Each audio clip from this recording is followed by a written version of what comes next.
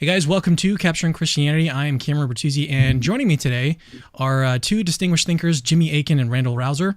And what we're doing is we're exploring the recent conversation between Alex O'Connor and William Lane Craig on the slaughter of the Canaanites. And in their exchange, Alex and Dr. Craig, which I've got linked in the description for you guys, William Lane Craig defends the morality of these events, presenting arguments that have sparked both support and skepticism, as you can imagine.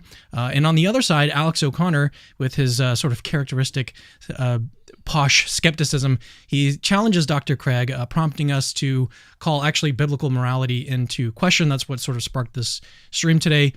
So today we're not just actually reviewing a dialogue, we're actually embarking, hopefully, on an intellectual journey through the complexities of a whole bunch of different things: inspiration, interpretation, history, ethics, and then the profound questions that sort of arise when these different areas intersect. So whether you're a skeptic, a believer, or somewhere in between the discussion, I think today promises to enlighten, challenge, and inspire you. At least that's what our aim is for today.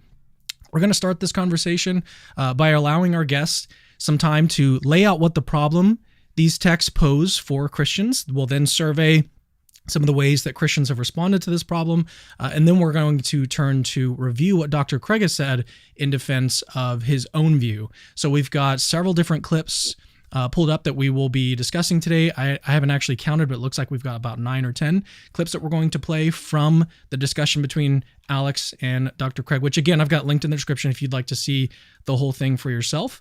But we're going to be playing some of these clips, and then Randal and Jimmy will be providing their own thoughts on what Dr. Craig said. Does he provide like a sensible viewpoint here? Is he just completely off base?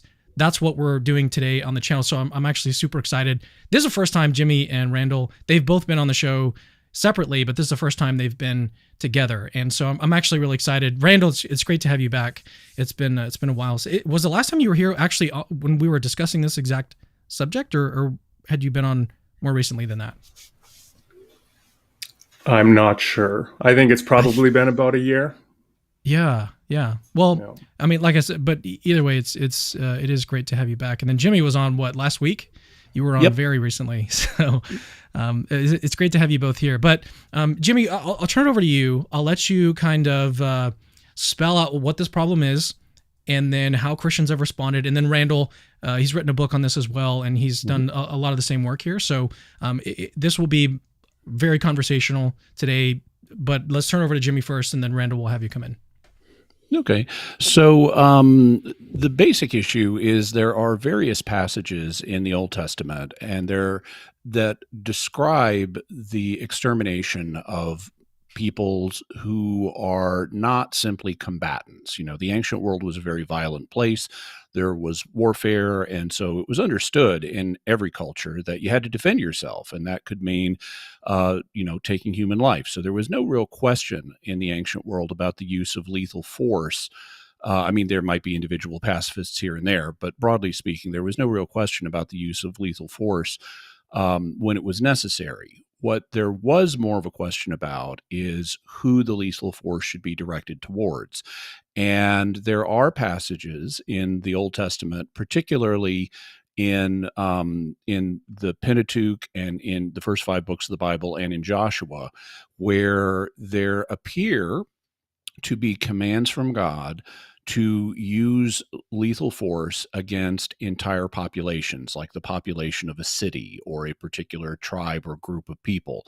And it'll include instructions not only to kill the men who are potential combatants, but to kill the women, to kill the children, to kill the elderly, and sometimes even to kill their livestock. Now, these passages tend to be connected with the conquest of the Promised Land. So this is after the Exodus, when the Israelites are on their way back to the Promised Land, and they're displacing the Canaanites who currently live in the Promised Land, or Canaan. These passages rub modern sensibilities very much against the grain, and they can pose challenges for Christians, and they have, in fact, all throughout Christian history, posed challenges for Christians. Some early Christian authors, like Origen of Alexandria, for example, seem to interpret these passages allegorically and tended to not really focus on the issue of would it actually be moral to do this? And they would provide a spiritual meaning of the text that really didn't grapple with the literal sense of the text. But today, people coming from a skeptical perspective will point out these passages to Christians and say, look, your God is abominable. He commands the killing of innocent women and children. And how can that be? And so it's natural then for Christians to try to pose a response, and there are a number of different types of responses that have been proposed today.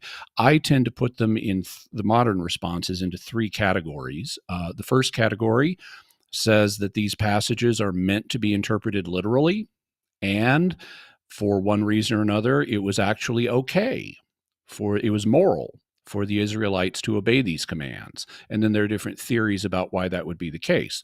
The second category says, actually, these passages aren't really meant literally. These texts were written sometime after the events that they're describing, and really what they're doing is teaching a moral lesson to later Israelites about the incompatibility of Canaanite paganism with the worship of the true God.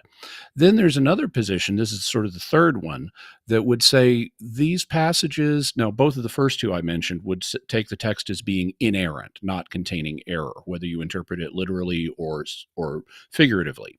But then there's a third position that would say the text actually does contain error that is later corrected by Jesus Christ. And so we shouldn't look to these passages as if they were errant, as if they were inerrant. They do contain perspectives that are not morally correct. But fortunately, that doesn't touch the substance of the Christian faith, and we have a correction provided by Jesus Christ and his teaching of love your neighbor. Yeah, so Randall, let's pull you in here and just get your thoughts on what Jimmy said, his sort of categorization of the different responses.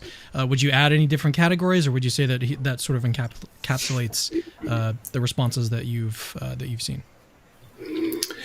Yeah. So first of all, it's great to be joining you again, Cameron, and you, Jimmy, as well. And I agree with everything Jimmy said. I would, in my book, Jesus Loves Canaanites, so I distinguish between Christians who defend the texts and sort of recognize that they meet a legal definition of genocide, and they take that sort of literal, historical, and inerrant reading. Others that agree with the text and take a literal and inerrant, historical and inerrant reading, but they argue that, in fact, these texts meet a legal definition that's closer to what we would today call just war theory. So the first group would be someone like Eugene Merrill. Second would be, or John Calvin, I would say as well. So the second group would be someone like Paul Copan, who tries to argue these are inerrant and accurate historical accounts of past events, of what God commanded, but they actually are closer, if properly interpreted, to just war than to something like genocide. And then what Jimmy referred to is this sort of spiritualized reading or allegorizing reading. I agree. Someone like Douglas Earle today explores that possibility. And then the fourth possibility that there is error within the text. That would be, I would have sympathy with the allegorist approach, but I would also myself be inclined to say that there's error, moral development within the text. And what I refer to it is under the category of providential errancy. So where God has allowed errors in the text to be present, and this is part of whatever reasons God may have for doing that. I think actually there's you get into an interesting conversation in terms of one's concept of what inerrancy is. So, for example, are biblical authors always inerrant with respect to history, with respect to science, with respect to their moral proclamations, with respect to their prudential observations, insofar as those are written into the text? And I think one of the possibilities one has to consider in regard to that is a distinction between the divine authorial voice and the human authorial voice. So the human could be saying one thing, and God, who appropriates the words of that human, could be saying something different than what the human intended. That actually is, I think, a pretty basic observation when you're doing systematic theology, to recognize that there is something different sometimes from what God is doing with the text than what the human is doing. The question is, can you apply that in this context? Just a couple other things I wanted to say. Could I just say one thing about genocide and the definition of it? Yeah, feel free. because that gets bandied about, right? And with respect, certainly with respect to the conversation that we're talking about here today. So, what is genocide? Well, genocide is technically it's a modern concept that arose in geopolitics, was recognized in the Convention on the Prevention and Punishment of the Crime of Genocide in 1948, and there are 5 key hallmarks that one would look for, which are not necessary. They're not all necessary conditions, but one or more of them with specific intent could be sufficient for a classification of genocide. The core idea of genocide is not just that you're killing mass numbers of a specific group, but that you're trying to destroy the identity of the group as such, whether it's national identity or an ethnic identity, a religious identity, or a racial identity, that you're trying to destroy the identity. And that could be done by killing members of the group, or it could be done by trying to make the conditions of life for them intolerable, or by, let's say, forcibly deporting them to another land and destroying their culture and language. And so certainly, I think at first blush, when you read passages like Deuteronomy 7, Deuteronomy 20, Joshua 6, 1 Samuel 15, Numbers 31, all with respect to the Canaanites, the Midianites, the Amalekites, it looks like the Israelites are attempting to destroy their national, ethnical, religious, and or racial identity. Not racial in this context. I don't think they're racially distinct, but certainly some of these other categories would be met. So it meets the prima facie case for these acts being genocide and thus being considered to be crimes against humanity by modern definition. Yeah, can I add to that? Yeah, feel free. One thing I was going to suggest that we do is, before we move too far away, is to categorize where Dr. Craig fits in these different categories that we've spelled out. Sure. I'll be happy to do that, and then I'd like to follow up. So of the different positions that Randall and I have outlined, Craig goes into that first category. He takes these texts literally, and he believes that these commands were actually given to the Israelites at the time of the conquest, and he believes that because of special circumstances, it was moral for the Israelites to obey these commands. So he's in the literalist camp on this. He'll also describe his views once we get into the clips and add more color, but that's the basic category he goes into. When it comes to the terminology that we use to discuss this, as you say, Randall, genocide is a modern category, and it's understood different ways. The normal way that people understand it is killing a particular ethnic group, a genos, a kind of people. And most people would not count simply changing their culture as genocide, because if you did, number one, that doesn't involve killing, which is indicated by the side part of genocide. And it also would mean that Christian efforts at conversion could be considered genocide because you're asking people to change their religion. So I don't find some of these modern definitions particularly helpful. And because the term genocide is inflammatory in our modern context, I tend to avoid that term unless a skeptic deliberately brings it up, in which case I'll address it. But unless it's deliberately brought up by someone, I don't think quibbling about what's commanded in the Bible technically meet some particular modern definition of genocide adds a lot to the discussion, because there are different understandings of it today. I think the real question is not whether or not these commands involve genocide. I think the real question is, were these things meant to be taken literally, and would it have been moral to obey them? And I think that's the real core of the discussion. Randall, let's get your thoughts on that particular point that Jimmy makes about defining genocide, whether or not that's even relevant to the whole question, which I take it you probably will provide we may a little differ. bit of push. I don't know. Right. But then we'll move into, as quickly as we can, we'll start to review some of these clips from this interview. Quick comment I just want to make as well about Bill Craig's approach. I agree with what Jimmy says, but I would say that there is a nuance in the way Bill approaches it versus the way some others have approached it, in the weight of that he places upon the act to drive them out of the land as the primary objective, and the killing of any who remain within the land as sort of a secondary objective, which is different than others who don't make a clear distinction between those two. Now, in terms of the use of genocide as a term, so I think it is important to be clear on terms. That's why when I talk about it, I stick very closely to the 1948 legal definition of genocide, which involves killing members of the group, causing seriously bodily or mental harm to members of the group, deliberately inflicting on the group conditions of life calculated to bring about its destruction in whole or in part, imposing measures intended to prevent births, and forcibly transferring children of the group to another group. And I don't think that's inflammatory. If I do think that it carries a heavy moral censure when you use the term, but I think that's appropriate if the acts in question meet the legal definition of genocide, that it should carry a heavy moral censure to go with it. I agree as well that it gets bandied about sometimes in a way where it spreads more heat than light, and so we need to be careful about that. But in terms of the idea of conversion being genocidal, well, if conversion is undertaken at the point of a sword and people are required on pain of death to convert to the other religion, I think you could make a case that that would be a genocidal form of conversion. But take it, neither Jimmy or I would be advocates of that type of evangelical persuasion. No, definitely not. But as you can see, we've already been having to engage in discussions about what does genocide even mean in this modern definition, as opposed to going straight to the text and saying, here's what the text says. Is it okay to do this or not? By the way, I agree with you that Craig is unique in his approach, or at least he's taking an uncommon approach by saying, oh, well, they could have just left, and really only the ones who wouldn't leave are the targets of the killing orders.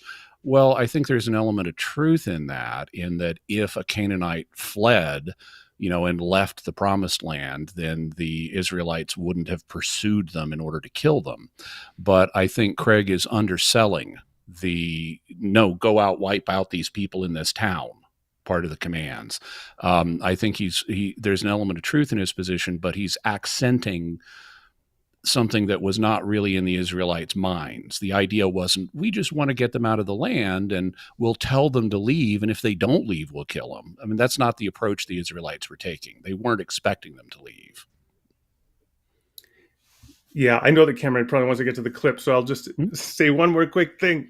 Yeah, no, feel free. Yeah, I think we do have a little bit more time, although so I'll say this really quickly as we transition to these clips here pretty soon. I had one clip about science and philosophy that was actually super interesting. It happens toward the beginning of the interview. We may not get to that one. We may not have time to really get into that. We'll just kind of stick with the main topic for today, but we'll see how far we can get. But Randall, yeah, feel free to provide a last comment, and then we'll play that first clip. So again, I agree with what Jimmy said there. I would just say a couple things. One is that this came up in the conversation we're about to look at when Alex points out that the Israelites, after the Amalekites fled, not the Amalekites, they fled the city, the Canaanites, then the Israelites followed after them and killed them and then returned to the city to do more killing. Yeah, he's actually misreading that text. Okay. Well, and then the other thing that I would say is one of the interesting things that I talk about in the book is that if the Amalekites, if the Canaanites were really as evil and wicked as people like Craig suggest, then one would expect that they would not worry about the least of these in their community, such as vulnerable, elderly people, handicapped, physically and mentally handicapped, infants, children, and so on. They would leave all the people who were least mobile behind as they themselves fled to look out for themselves, which would mean that the first wave of people likely to be killed would be the people likely least culpable or not culpable at all for any of the sins for which the people were being killed, which is, I think, one could argue, a pretty inept way to exert a judgment upon a population. All right, now let's do this as right before we play these. At least the first clip that we've got pulled up here. Actually, we're changing the way that we do things a little bit around here. So super chats that get sent in, we'll try to address them as they sort of come in. We had a couple come in during the beginning of the broadcast. We'll just put these up on the screen and talk about them for a second, and then we'll get into this clip. He says Richard from Yeshua the King.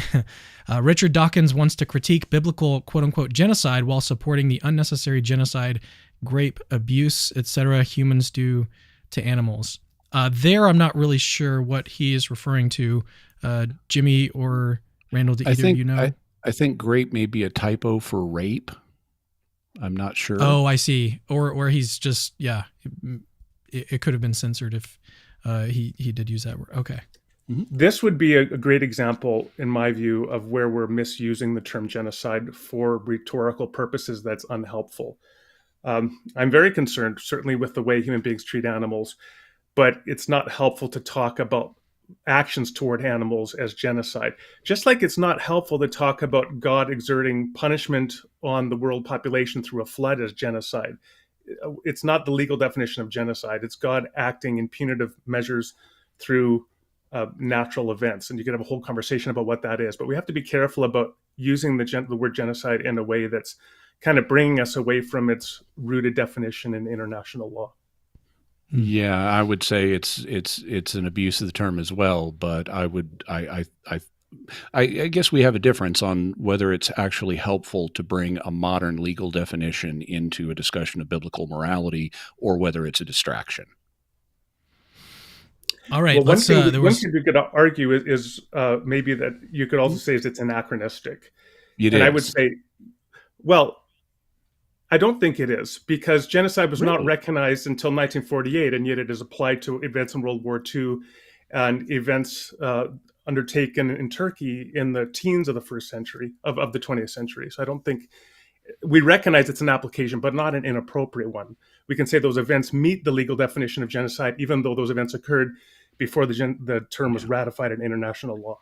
Yeah. Okay. Jimmy, I'm sure you've got some pushback, but we do need to move on. Sorry. I was just real quickly, I was going to say, I think I've illustrated my point about how this can become a side distraction. So let's move on. Yeah, let's move on. Okay, so Gurgly, hopefully I'm pronouncing that correctly. It just says, sorry for the overly inflated currency. Thank you for the topic. So thanks for your support, Gurgly. Hopefully, again, I'm pronouncing that correctly. I have no idea. All right, let's move on to this first clip. Okay, so the first clip is about, Clay Jones. Dr. Craig mentions Clay Jones. Oh, actually, I've got the wrong clip here pulled up. So let me fast forward. 2147, and this is where Dr. Craig mentions Clay Jones's work on the immorality of the Canaanites. So we'll play this clip, and then we'll get some feedback from Jimmy and Randall. Colleague, Professor Clay Jones, who has done a study of ancient literature coming out of pre-Israelite Canaan, and it is horrific. The culture that is described there. This was one that practiced not only all sorts of human sexual aberrations, but also temple prostitution in the worship of God. They practiced bestiality. There are texts describing how a buck would be strapped down to a wooden frame, and then women would mount the buck and copulate with it. They were engaged in offering child sacrifice to their gods. And so reading these ancient documents that are from pre-Israelite Canaan really bear out the truth of the biblical description of them, though the biblical description doesn't go into that kind of morbid detail that these documents do. Okay, so unfortunate screen grab for Alex there, but Randall, this is one of the clips that you wanted to comment on, so we'll give the floor over to you first. Yeah, thanks. So this is Bill's, I believe, referring here to Clay Jones' 2009 journal article, "We Don't Hate Sin, So We Don't Understand What Happened to the Canaanites." So the basic thesis, you could say there in the title, is that if we really understood more how egregious sin was, then we would not have a moral problem with what was visited upon the Canaanites. And first of all, I just think that that's fundamentally wrong, is that what motivates the moral revulsion and concern about texts like Deuteronomy 7 or Deuteronomy 20 or Joshua 6 with the eradication of the population of Jericho, or other texts like 1 Samuel 15:3, where God says, kill all of the Amalekites, including the infants, or in Numbers 31 with the Midianites, kill all the men and the women and the boys, but keep all the virgin girls for the army. What motivates people today is, I think, moral intuitions that those kinds of actions are fundamentally wrong. It's not a failure to grasp the moral gravity of our own sin. Now, the other thing that I would just point out in this article, I think that Jones really cherry picks. So he's looking for shocking references like the one Craig refers to of bestiality, as these are indicative of and represent the entire culture. And the first thing, of course, is that maybe that represented some people in the culture and what they were doing. It doesn't follow that every adult was approving of that or doing that, let alone that every child or infant was doing that. Now, you also see how problematic and Jones's method is in terms of cherry picking, and how concerning the implications could be later on in the essay when he goes on and compares contemporary American society to ancient Canaan. And he argues that contemporary American society is really no better than ancient Canaan because these same sins abound. And as evidence of this, he refers to a 2007 movie in which a plot point is that a woman has a sexual interaction with a dog. And he also cites lyrics from a Metallica song from 1998. And he uses that as cherry-picked evidence that American society today is as evil as ancient Canaan. Now, imagine if you followed the logic of that through and said, okay, God could licitly, morally command the eradication of all the people living in America, forcibly drive them out and kill any who remained, based upon this limited selection of data as to how debased American society is today. People would think that was a moral absurdity. And yet that is similar to what he is proposing with respect to ancient Canaan. So, Jimmy, any feedback on that before we pull up the next clip? Well, so I haven't read the article in question, and I, am open to hearing evidence about how morally problematic a given culture is. I agree with Randall. You can't just cherry pick. But there are cultures that have incorporated systematically immoral practices. I mean, for example, if you read accounts of first contact between the Spaniards and the Aztecs, you find, from the Aztec perspective, you find discussions of how, we were trying to make them feel honored, and we brought in the food and we put the blood of our human sacrifices on the food, and the Spaniards freaked out. Well, okay, yeah, that just shows you how embedded in Aztec culture human sacrifice was, and human sacrifice is morally problematic. So here you had a culture that had incorporated extreme morally problematic behavior, and one could argue one way or the other that the Canaanites had done the same thing. It's certainly not going to justify killing babies. That's a separate issue. I think that where this has a role or this discussion of Canaanite immorality has a role, is on the literalist view, explaining why God chose to have the Canaanites removed from the land. Now, as we're going to hear, I assume in these clips, Craig is a divine command theorist. He thinks that things are right or wrong based on divine commands, and these commands flow from, in some sense, God's nature.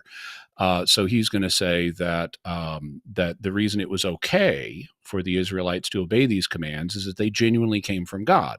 And so they make an exception to the morality that would otherwise apply. You could think of this as the divine exceptionalism position. Craig would say, ordinarily, you can't do this to people. It's only because you got a specific command from God that creates an exception. So this is a divine exception. And then discussion of Canaanite evils helps explain why God made this exception. But the evils themselves would not justify killing children or people who didn't participate in the evils.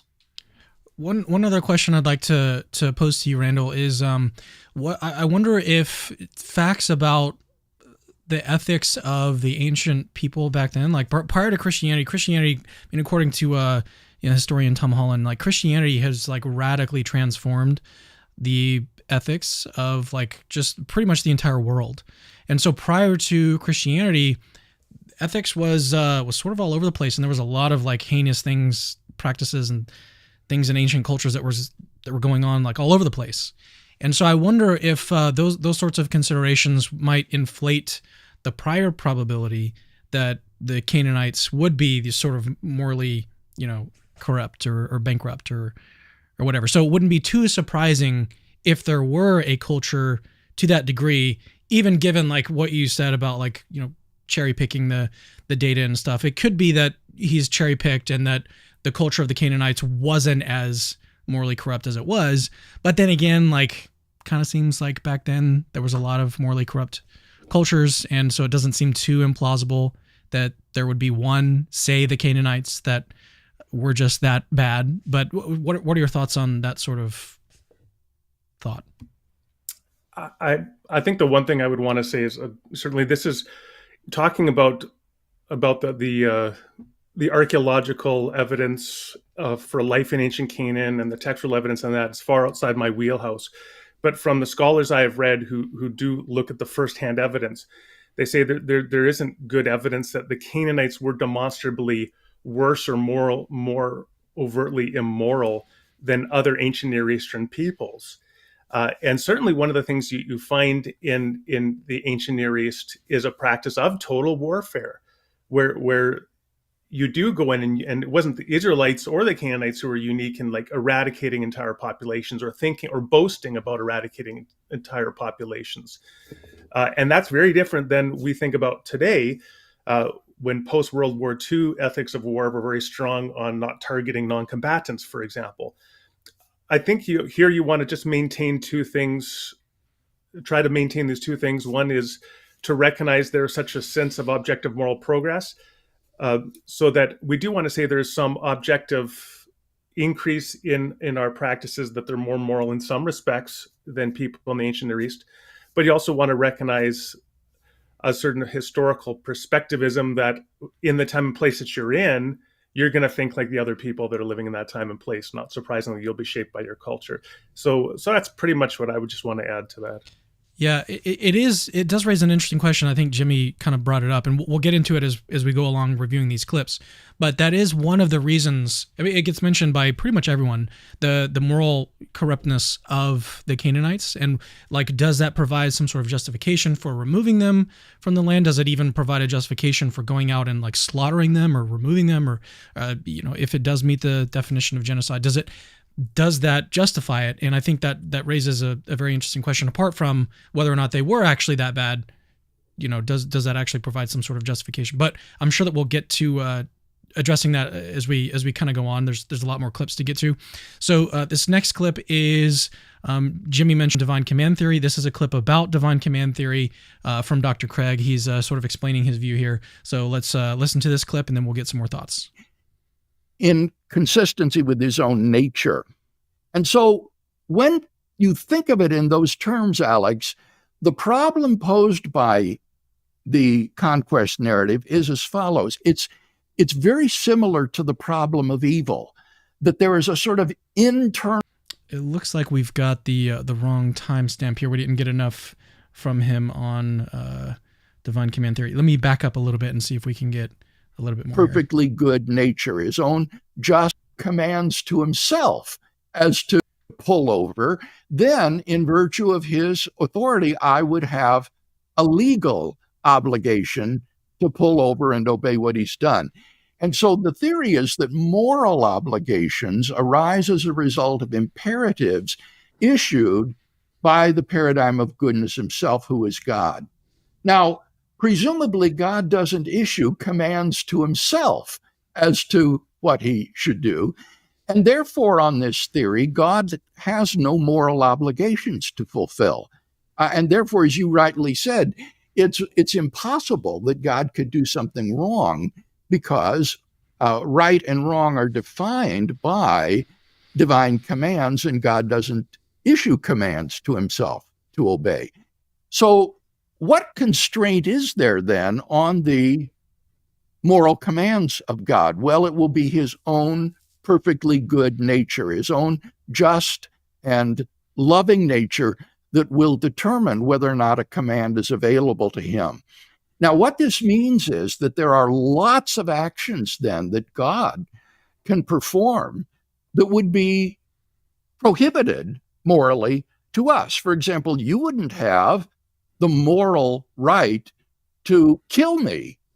But if God wants to strike me dead right now, that's his prerogative.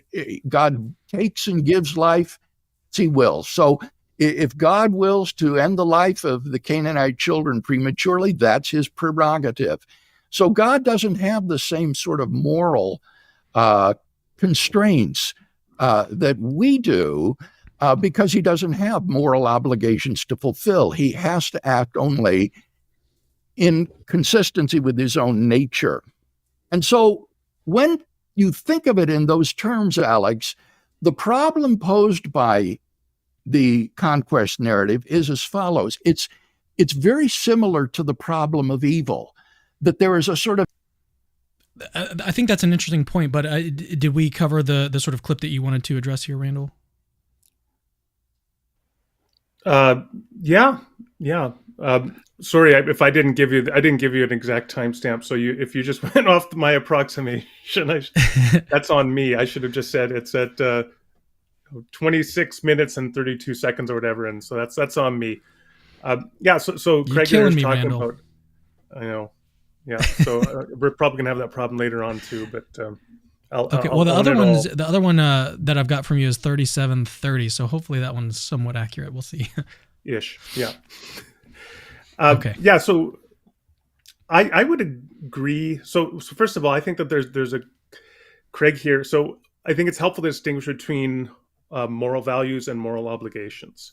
So moral values, good and evil. Moral obligations involve right and wrong.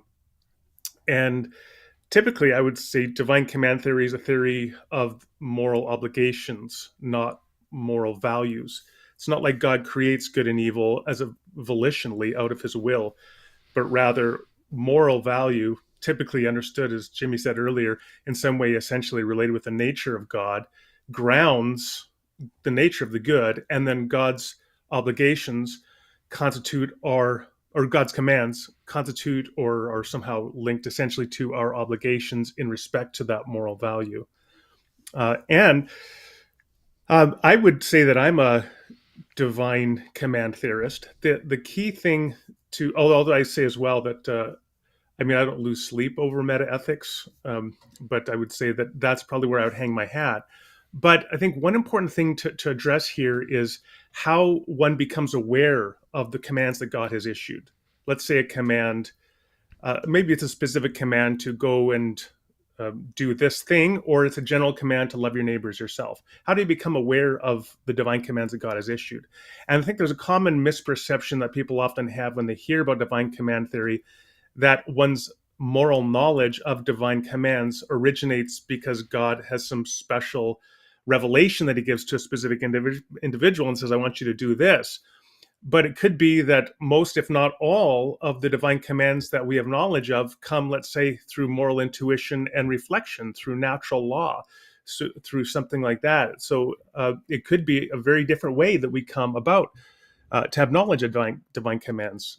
So when I wrote my book, it had a very strong emphasis upon the pivotal nature of moral intuition. In fact, maybe I'll just read a quick quote from Eleanor Stump on this regard, and then turn it over to you and Jimmy.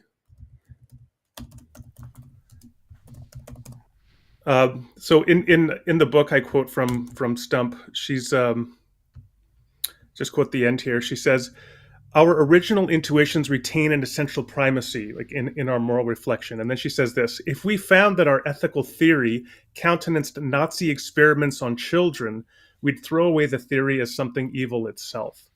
So we start off with these basic moral intuitions, and then when you do ethical theorization, you're trying to have ethical theory that, for the most part, can hopefully vindicate and maintain your intuitions, although at times there may be a critique of those intuitions. But there are some intuitions, as she says here, like Nazi experiments on children are fundamentally always evil. Well, then your theory, whatever it's going to be, has to condemn that. And I would argue the same when it comes to things like slaughtering civilians in war. But what I would say is that for me, that basic moral intuition is my knowledge of a divine command to always respect human life and protect innocent and vulnerable human life. So you could have a divine command theory, but nonetheless have one that's consistent with your moral intuitions rather than one which is steamrolling them. Jimmy, yeah, feel free to provide any thoughts on that. I mean, I've done some thinking on it as well. I don't necessarily count myself as a divine command theorist, but I do have some thoughts on the way that Dr. Craig sort of defends this through divine command theory. But Jimmy, feel free to share your thoughts first.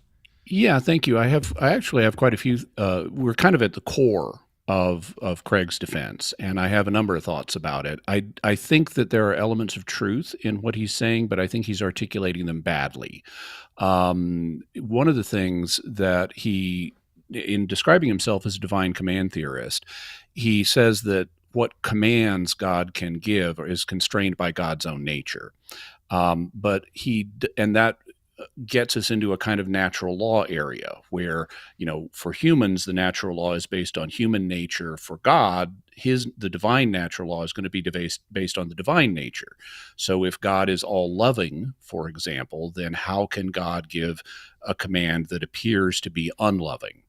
And I don't think he adequately wrestles with that issue. I think that Craig makes it sound more like God can just command almost anything, because he says God doesn't give commands to himself, and therefore he's not constrained in terms of what he can order us to do.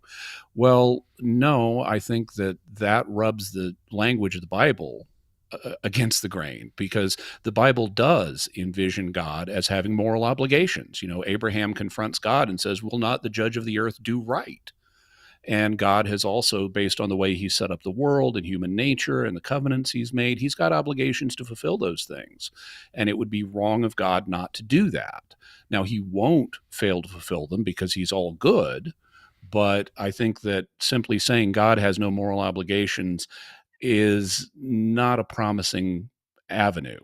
I think that Craig also is stating his case badly when he just says, well, God could order this because he doesn't have obligations, and therefore it's okay for us to kill kids.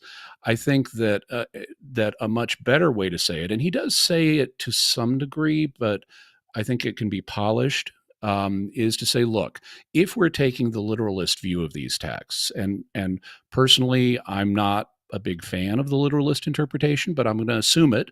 Since it's Craig's position, I'm going to assume it for purpose of articulating this. Look, all life is a gift from God. In fact, existence itself is a gift from God, and certainly physical life is a gift from God. Given that it's a gift, it's up to God to determine how much of that gift we receive. He's not doing us any injustice if he were to simply cease to maintain us in existence and we just cease to exist. So if existence is a gift from God, and if physical life is a gift from God, and if it's up to God to determine how much of these gifts we receive, then God can choose to say, okay, in the case of these Canaanites, I'm determining that that the gift I have given them will run out at this time. And I also, as the creator, can determine the means by which that gift runs out. And therefore, God would be within his rights to say, okay, Israelites, I'm displacing these people in favor of you because of their sins. I want you to wipe them out.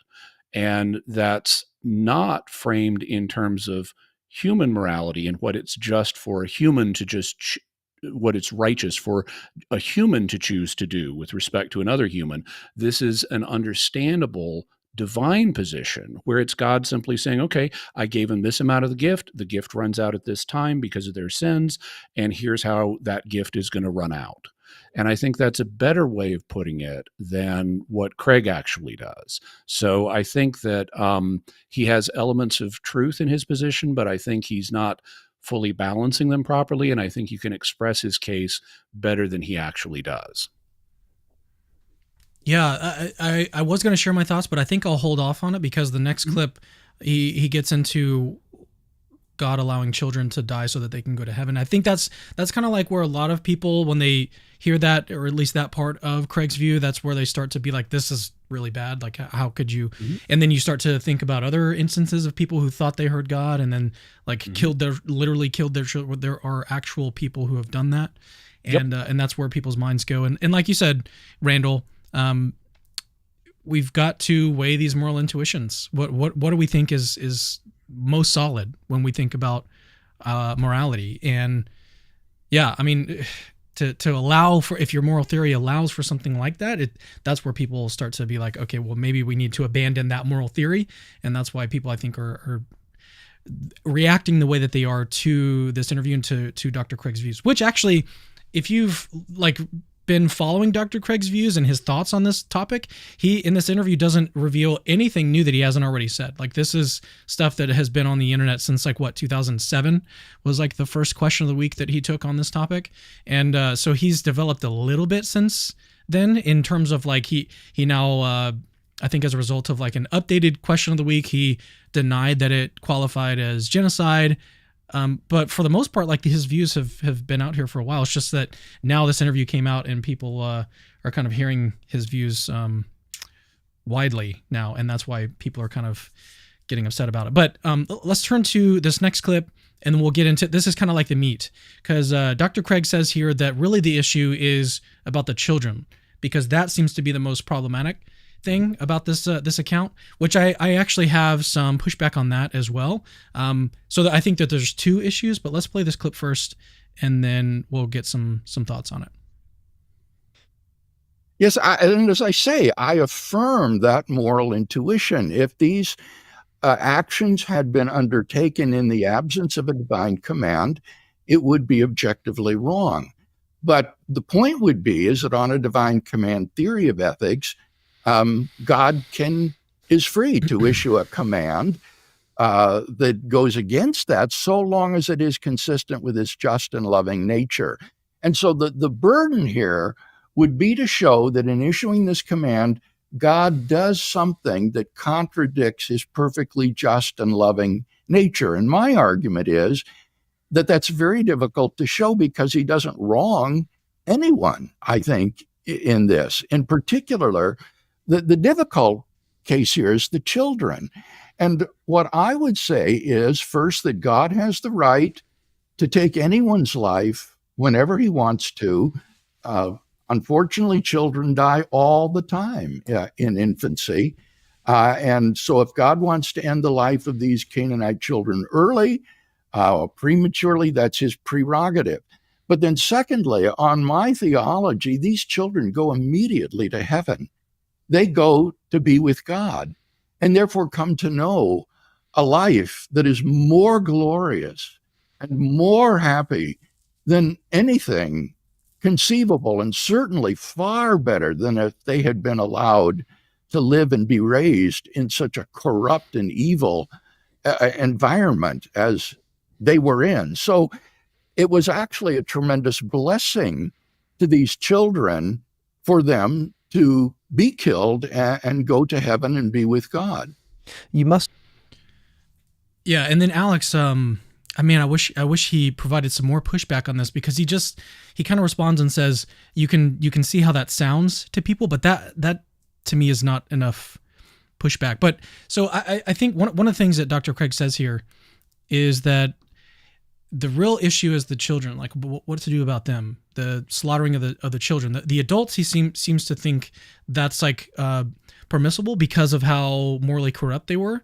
But I think it still raises the question of like, even if it's not technically genocide, the term ethnic cleansing, which is another of these more recent like modern terms that have been developed. I think, I don't know the exact date. Jimmy, you can help me with the exact date that term was actually coined. It was in the 1990s during the Yugoslav wars after the fall of the Soviet Union that the term ethnic cleansing came to prominence.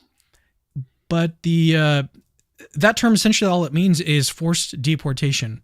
And so I think the question still remains, like, even if this group of people were really, morally bad, is it morally permissible to forcibly remove them from the land? I think that's a genuine moral question, as opposed to just saying, well, they were so bad, you just can remove them like no matter what. I think it's still a question that needs to be grappled with, and you can't just like be like, well, they were so bad, it justified it. I think there's still a question there. So that's one thing. And then the second thing is about the children, and what it sounds like Dr. Craig's view is, it almost sounds like a sort of caricature of the soul building theodicy. And that caricature goes something like this. Soul building is really about, because within soul building, for those of you that don't know, soul building is a sort of theodicy, or like a reason God has for allowing suffering in the world. And this theodicy says that there are these great virtues that can be produced in the midst of suffering, like courage and sacrifice and stuff. But usually what happens with this theodicy is that it's coupled with heaven. And so on heaven, and obviously Craig mentions it here as well, the children immediately go to heaven and they're with God. And so in some way they're sort of, the term here is compensated. They're compensated for the badness that they experienced. And so it's almost like Craig is suggesting that it was worth it. It was like they were compensated for the wrong that was done to them. He may quibble with that. He may say that they weren't wronged at all. But I think that there's an analogy that can be used here to explain, I think, what a lot of people's intuitions are sort of highlighting. Like, there still seems to be something wrong with this situation. And I think here, this analogy might help. So suppose that you like walked up to somebody, you broke both of their legs, and then you just immediately gave them like $1 million in compensation for that. And you're like, well, look, you're way better off now than you were before. Even though your legs are broken, you have $1 million. And I think that's where people are going to be like, well, no, it was still wrong of you to break their legs. Like, that was still wrong. Even if they got a whole bunch of money afterwards and were compensated and maybe even had like a better life afterwards. And so you still got to make that consistent with like, and then suppose that you want to say that this person who broke their legs and then gave them money, their nature was such that they were perfectly loving and that they broke their legs out of love. You'd still want to be like, well, how was that loving? Like, did they need to break the legs? And so the analogy would be, and Randall, I think you talked about this on Twitter, is that it's not as if God just sort of, with these Canaanite children, it's not as if God just like, in the middle of the night, they stopped breathing and didn't have any experiences or didn't experience any pain. What happened is that God commanded the Israelites to go and slaughter them, to go and kill them. And so whatever means that they used in order to do this, that is what happened. And then on top of that, it's not like Dr. Craig also mentions, and I know I'm kind of going a while here, but Dr. Craig also mentions that God can sort of take life whenever he wants. And, there's a lot of children that die in childbirth. There's a lot of children that die from cancer and other natural diseases and stuff. But I think another thing that sort of makes these Old Testament atrocities sort of stand out for people is that when it comes to like natural disasters, or say something that God might quote unquote allow to happen, as opposed to actively going out and like telling someone, hey, you need to go and perform this really bad thing. There's a difference there. There's a moral distinction, I think, between allowing something to happen and commanding that bad thing to happen to that person. And so I know I'm kind of going all over the place, but that's where my mind went when I was hearing Dr. Craig sort of spell this out. I think that there's still some issues that need to be grappled with here. Like, just to sort of reiterate here, Dr. Craig says, well, he didn't wrong the children because they go to heaven. But going back to that analogy, you can still wonder, like, why issue a command like that that's going to harm the children and then compensate them? That you've still got to, on Craig's own view, you've got to make sense of how that works with divine love. And it's not all that clear from the way that Dr. Craig has spelled it out that his view makes sense of that it's obvious that the command that God has given here is made out of love, even if you want to compensate them later on with eternal bliss or heaven or whatever. So I suppose that those are the two thoughts were about the children, and then also ethnic cleansing or forced deportation, whether or not that's ethical, which I think We can maybe discuss that a little bit, but the children obviously is one of the more controversial points. But either way, yeah, Jimmy, go ahead and come in. Yeah, so let me try, even though I'm not a huge fan of Craig's theory, let me try to steelman it. So I think the reason that he brings up the children and says this is kind of the core of the issue is he's trying to steelman the opponent's argument, because the adults are moral agents and therefore they can in some way be held responsible for the consequences of their moral decisions. But the children aren't. They're not moral agents, and therefore they shouldn't be held accountable for the moral decisions of their parents. So the children are the most difficult part of the argument to deal with. So I think that's why he brings it up and says it's the core of the argument, because it's the most difficult part for him to respond to if a skeptic challenges him. If he's challenged on, well, what about the women? Well, they were part of their culture. They made decisions. If they're copulating with animals, well, then they can be held accountable for that. But kids, there's no question. So I think he's trying to steelman the argument by focusing on the children. When it comes to the children, I agree that I think that there's a mix here.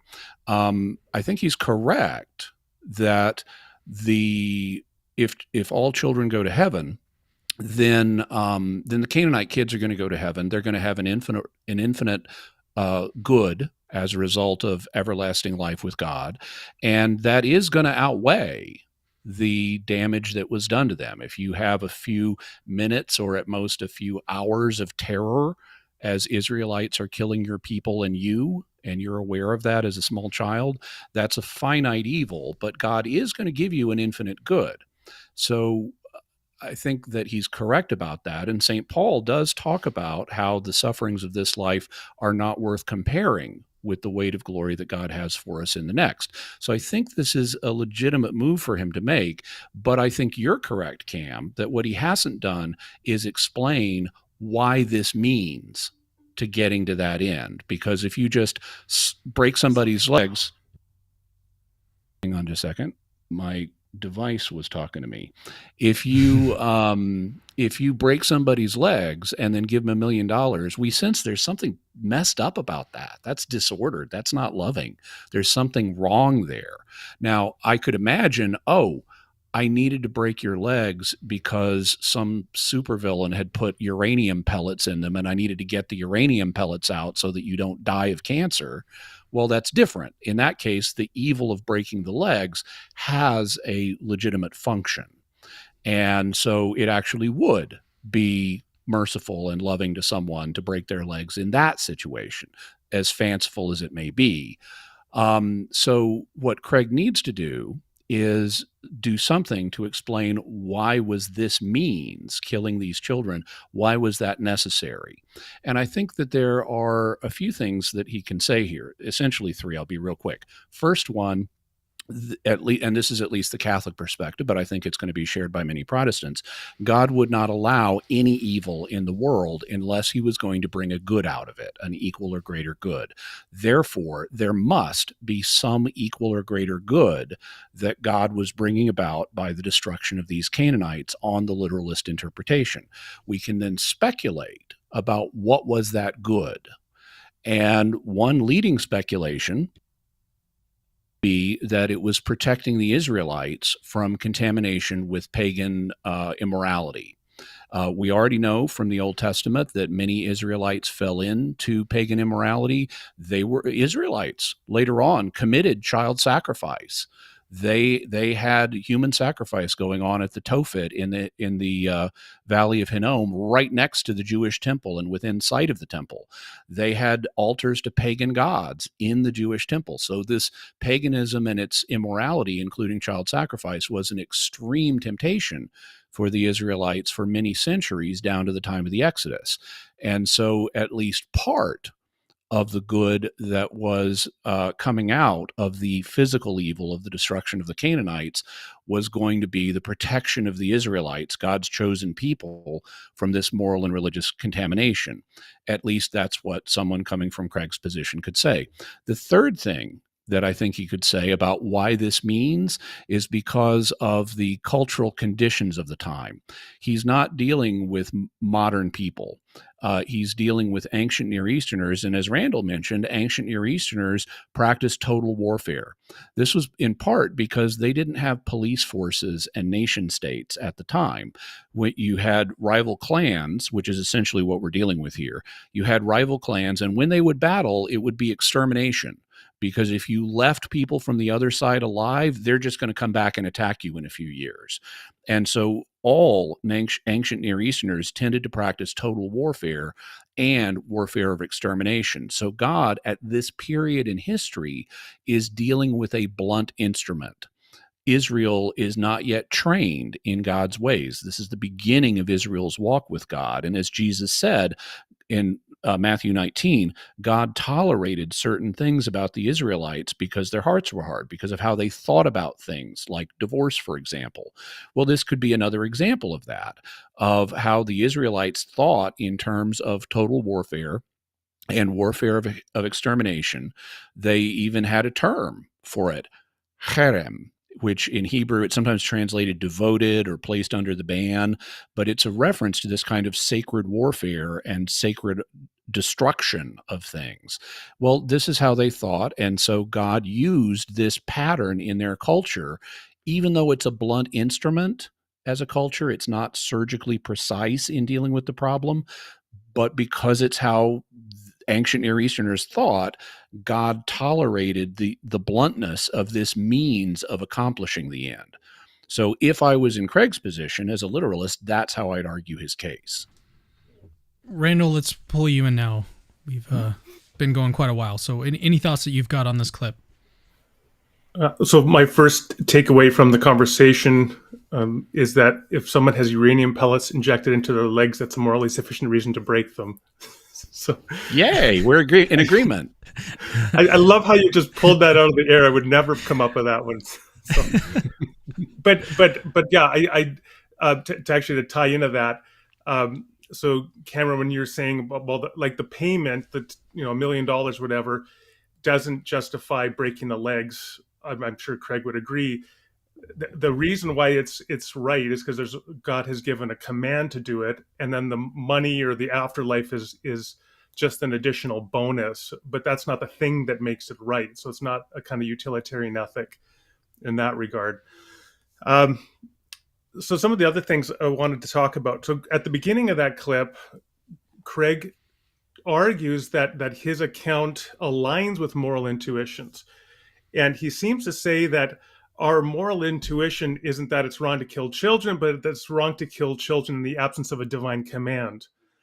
And I just think that's flatly wrong. Our moral intuition is that it's wrong to kill children, not that it's wrong to kill them in the absence of a divine command. So I do think that counts against his view, and that his view is really requiring us to take, I think, a radical error stance with respect to the reliability of some of our most fundamental moral intuitions, that they are in fact wrong, that there are circumstances where these things that we think are categorically wrong are in fact morally obligatory and praiseworthy, such as if God has commanded those actions. Now, another thing I think is really hugely important here when we're thinking about the killing of children and so on, is that we focus on a thick narrative description. That really helps us to fine-tune what our moral intuitions are about that issue, and thus what the evidential weight that we may have from those moral intuitions is. And the irony is that I think people like Bill Craig and evangelicals generally and Catholics, that we understand this idea. So for example, when people who are pro-life talk about abortion, it's very common for them to talk in detail about an abortion procedure and what that does to a developing human fetus. And part of the reason for doing that, for talking about what a D&C abortion does or what a saline injection abortion does, is to help people to understand the moral gravity and weight of what we're talking about, and to trigger those moral intuitions so that people can make an informed moral judgment about the ethics of the action under question. And we simply have to provide that same modus operandi when it comes to evaluating the ethics of killing children in warfare. So rather than give these stripped down minimalist accounts of God no longer maintaining the life of a human being, we have to consider, as Cameron alluded to earlier, as I had mentioned on Twitter, thick narrative descriptions of what that would have looked like. And that's why in my book on the topic, I spent a lot of time comparing at multiple points that which is described in Joshua, with that which occurred in Rwanda in 1994, to help us to fine-tune what our moral intuitions about these issues are. Now, another thing that Craig doesn't talk about is what is often called the age of accountability. So he says, well, the children go to heaven. Yeah, until what point, right? Craig, I believe, would hold to this age of accountability view, that at some point you are morally culpable for not being in relationship with God in Christ. And thus, if you die in that state and you've now passed the threshold of accountability, you do not go to heaven.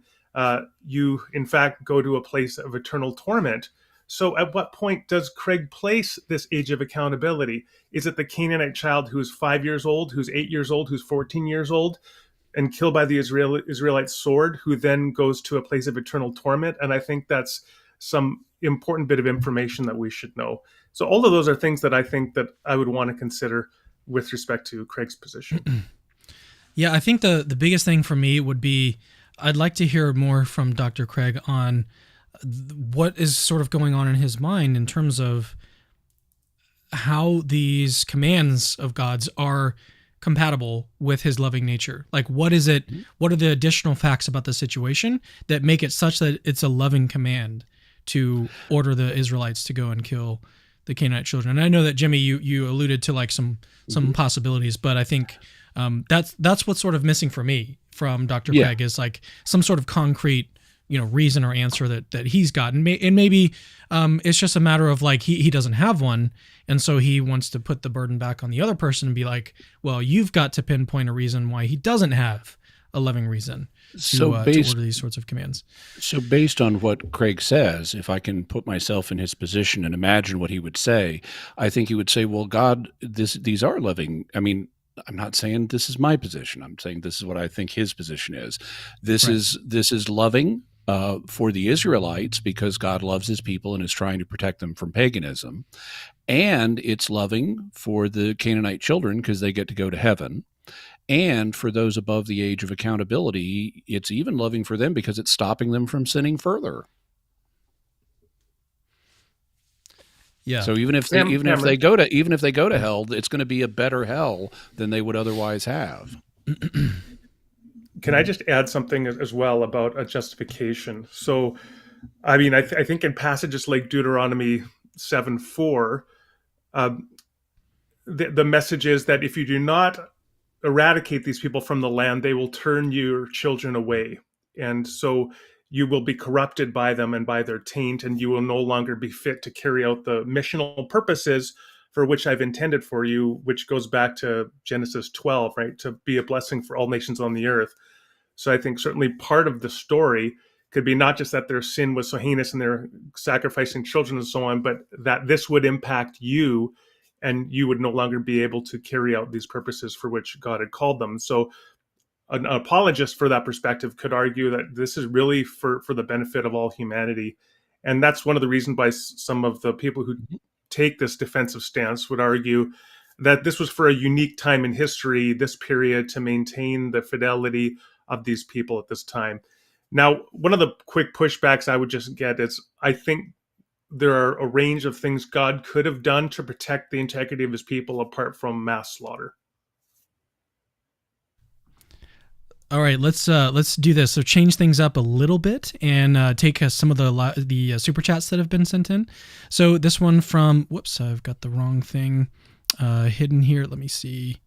By the way, Cameron, before, I know we talked about going an hour and a half. Before we get to the end, I think it would be good if we spent at least a few minutes talking about alternatives from a Christian perspective to the kind of position that Craig is arguing. Sounds good.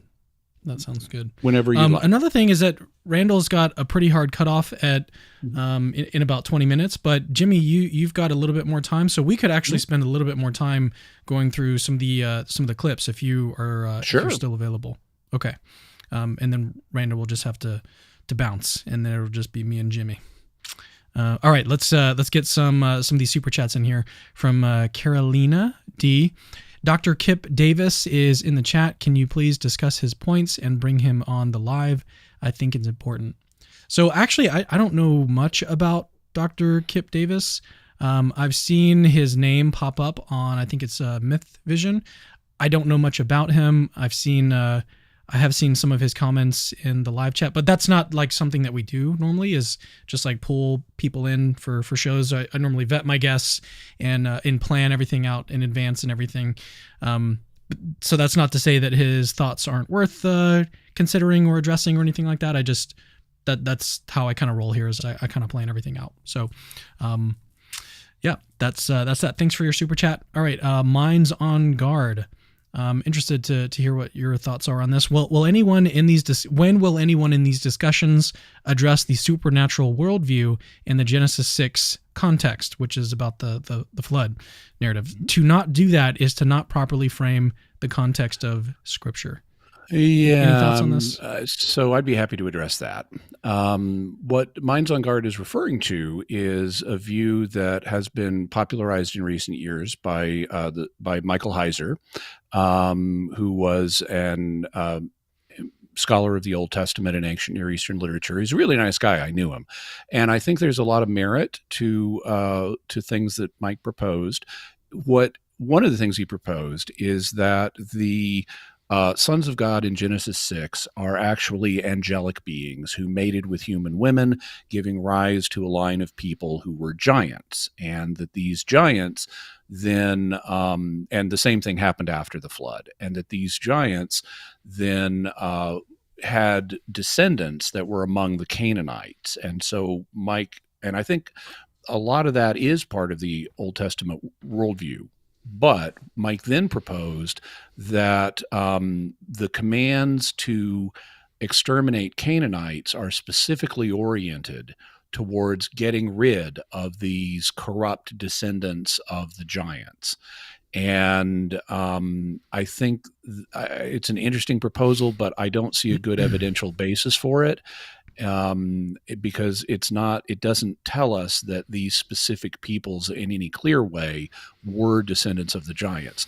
Even if it did do that, though, I don't think it resolves the moral problem. Even if the Israelites were meant to get rid of these partially human, or mostly but not completely human peoples, you still can't kill babies, even if they're hybrids. If they're able to grow and think like humans and interact with humans and mate with humans, which they obviously were, because as Randall has pointed out, their DNA is still with us today. Canaanite DNA is still in the world. Then it's not really going to solve the moral problem. It may color why the Israelites were doing this, if Mike's thesis is true, but it's not going to resolve the moral issue. Randall, any thoughts before we move on to more clips? Just a couple quick things. So first of all, David Livingston Smith wrote a book a few years ago called Less Than Human, and he looks at the history of genocidal killing of people going back centuries. And these are the common elements to justify eradicating a population of human beings, is to say, well, they're somehow less than fully human. They're not like us. So from a historical perspective, to say, well, the ancient Canaanites were really Nephilim descendants, they were not fully human, so it's morally justified to eradicate them. I think people are rightly skeptical of that, because that just fits into this common pattern of rationalization for these kinds of killings. And yes, as Jimmy said, we have the DNA of the descendants of Canaan, particularly believe in people of Lebanon. And there's no evidence there that it's different than any other human DNA, nor is there evidence, to my knowledge, of the skeletal remains of giants in the region. And one would expect that if they were really substantially larger and more intimidating than other humans, then there would be some evidence for that. So I think one of the problems with Heiser is I think he's very good at articulating what some of the worldviews of the ancient peoples were. Where I'm sort of scratching my head as a systematic theologian is arguing that we go from the description of what they believe to the normative expectation that we ought to believe that as well. That's another question. Yeah. I think that's a weakness with Mike's stuff. He's good on what did ancient people believe, but then he tends to neglect how do we integrate that today. By the way, on the subject of giants, the biblical giants weren't that much bigger than us. In fact, they're the same size as a lot of modern humans. But I did an episode of Mysterious World on that where I interact with all this. So if you're interested, it's episode 243 at mysterious.fm/243. All right. I think what we'll do now, I was thinking, Randall, we could do some more clips, but we're actually coming up against the end of our time, I think, with you. So let's do what Jimmy suggested and look at some of the alternatives to Dr. Craig's view here. Who would you like to go first? Let's Jimmy, since you suggested it, we'll go with you, and then we'll get Randall. Okay. So everything that I've been articulating thus far has been based on a literalist understanding of these texts, that they were literally given to the Israelites at the time of the conquest, and it was somehow okay because of the circumstances for the Israelites to obey them. But those aren't the only positions that are available to Christians.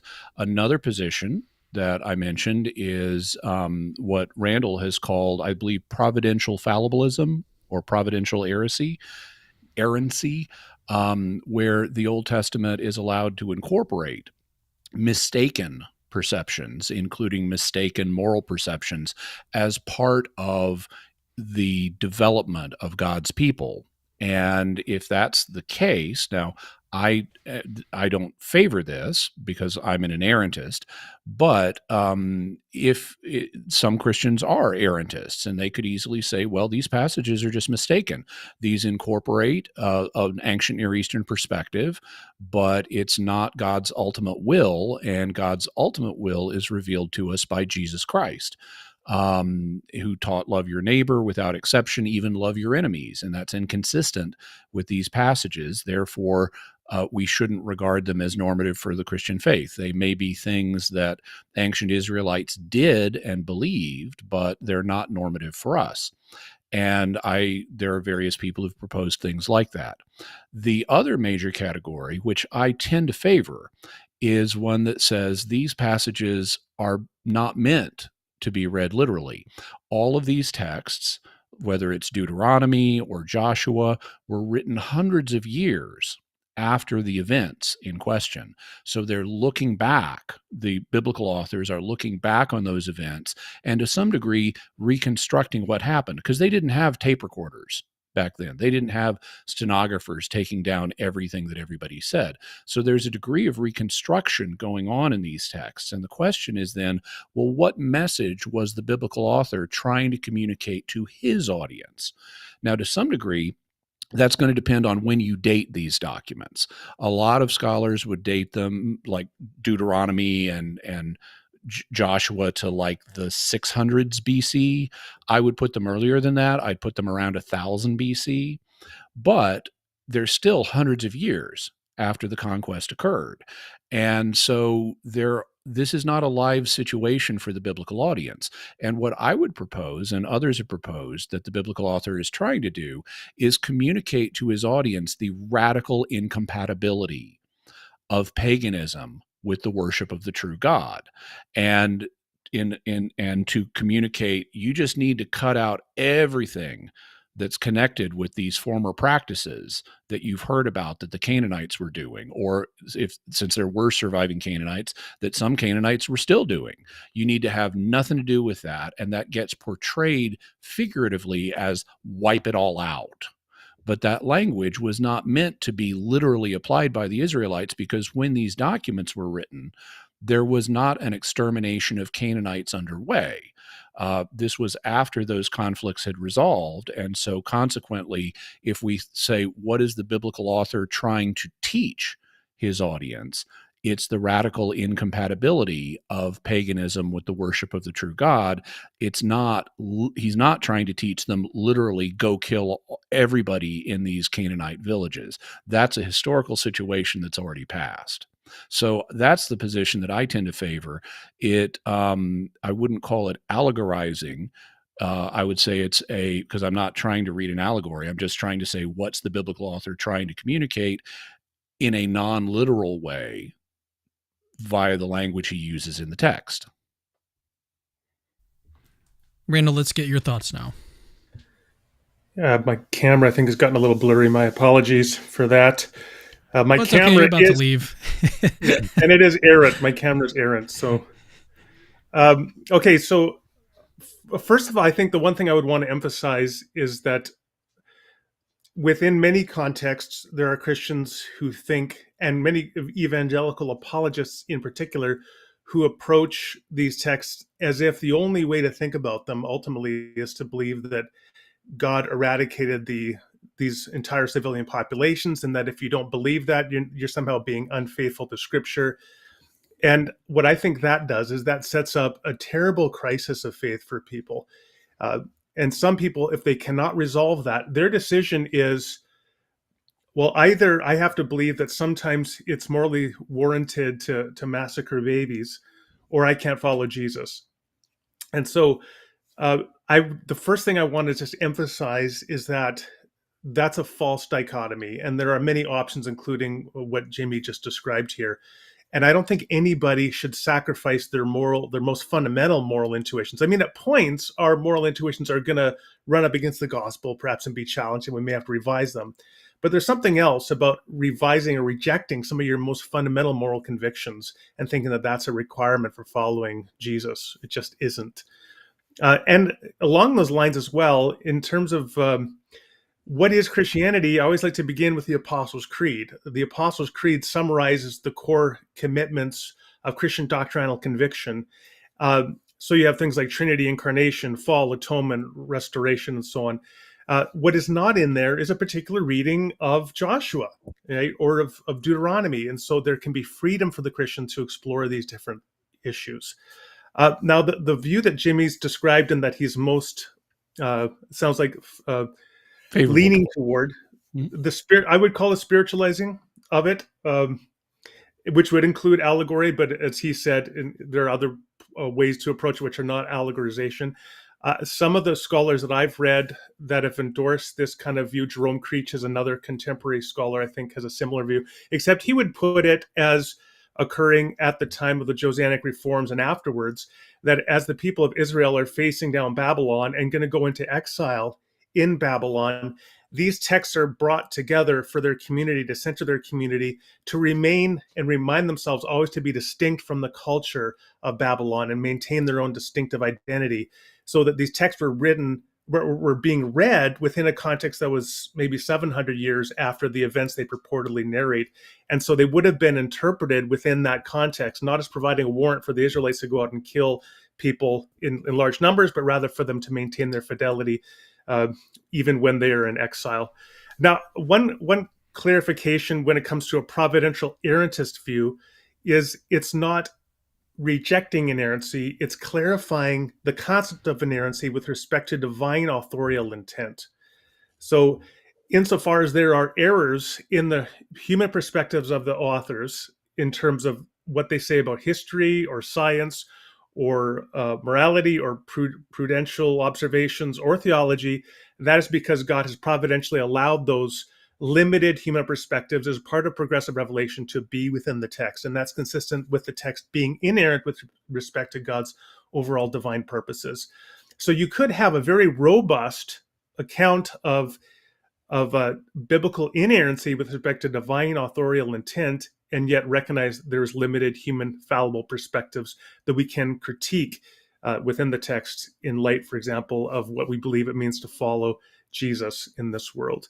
So those are some quick thoughts. Again, I just would really want to hammer on this point that, and I really admire Jimmy Steelmanning Craig's point, but I also think that we need the tension there, which I face, is I frankly don't want this to be a live debate. I want to get beyond, I hope Christianity gets beyond the point where there are people who need to steelman this, because I don't think it's helpful for the witness of Christ.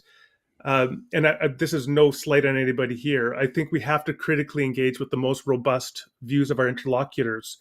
But I want to get to the point where Christianity, this is not a live option on the table. I mean, 150, 200 years ago, there were Christians widely arguing for pro-slavery interpretations of the Bible. And those are no longer live conversations within Christianity. And I hope that we get to the point in the future where defending the ethics of the mass eradication of civilian populations is no longer one of the live options that we are countenancing within Christianity.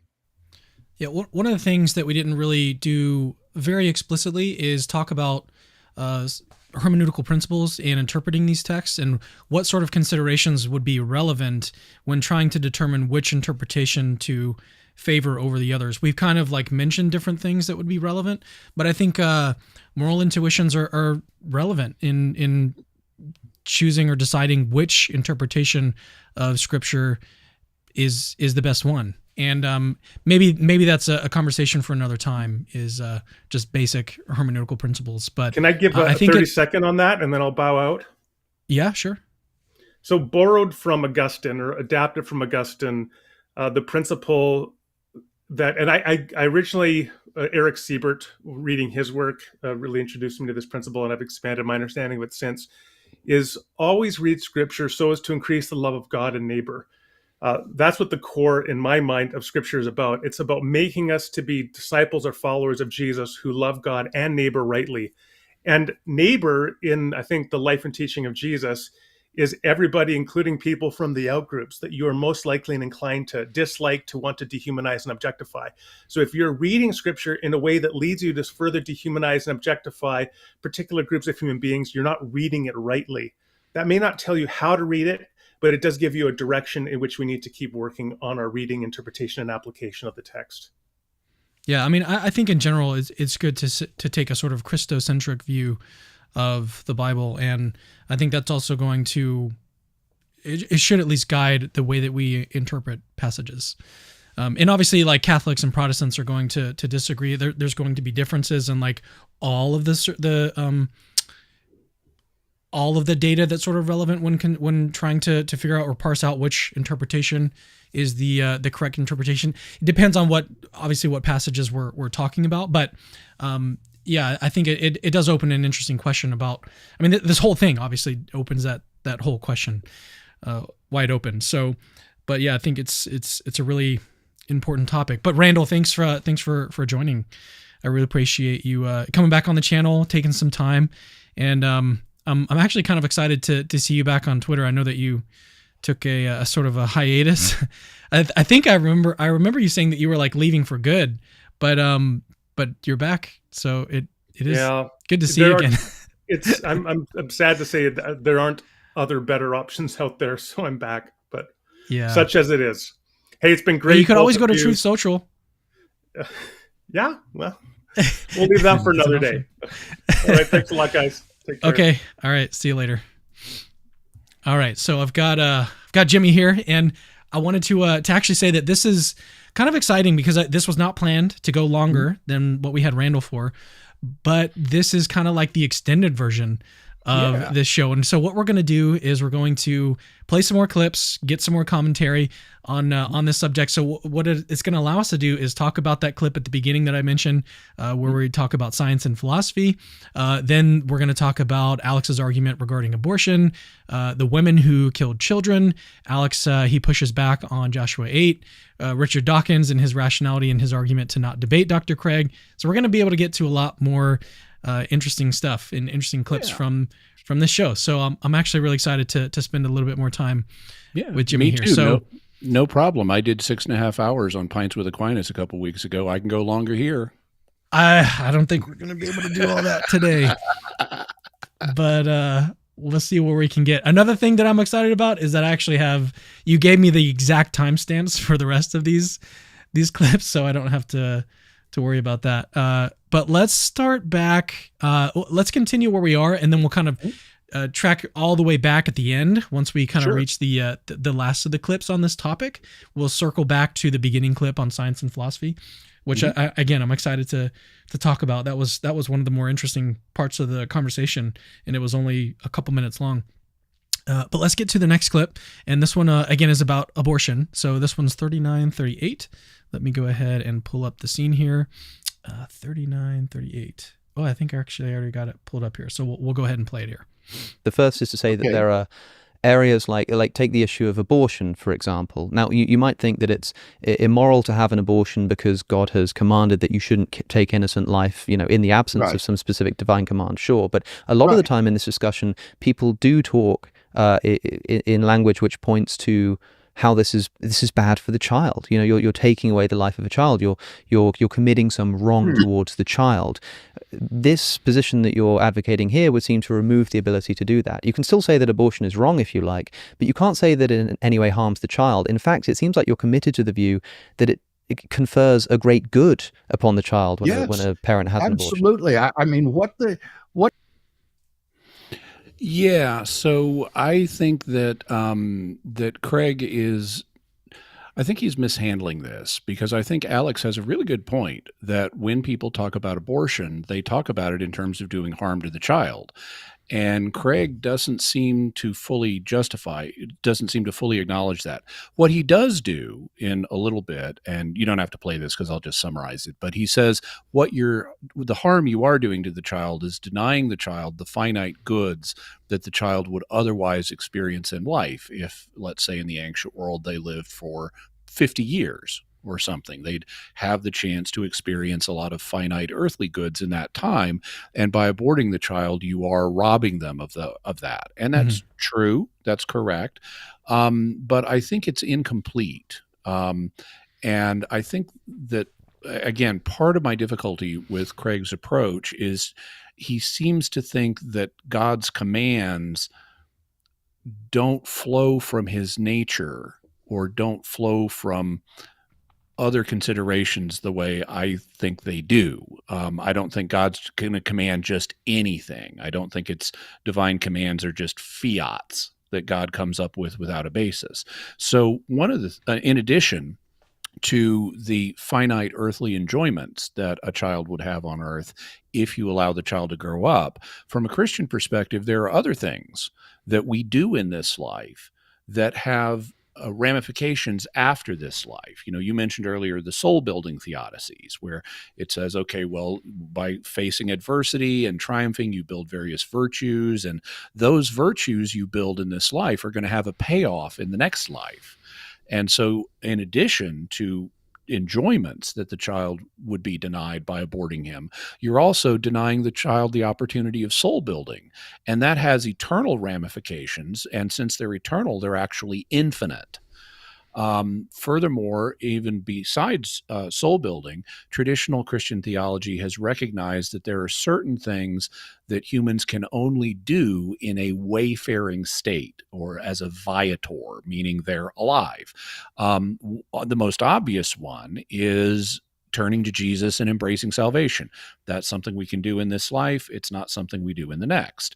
But beyond that, one of the things that's made very clear at numerous passages in the Bible, and especially in St. Paul, is that in this life, we do actions in cooperation with God's grace that God will reward.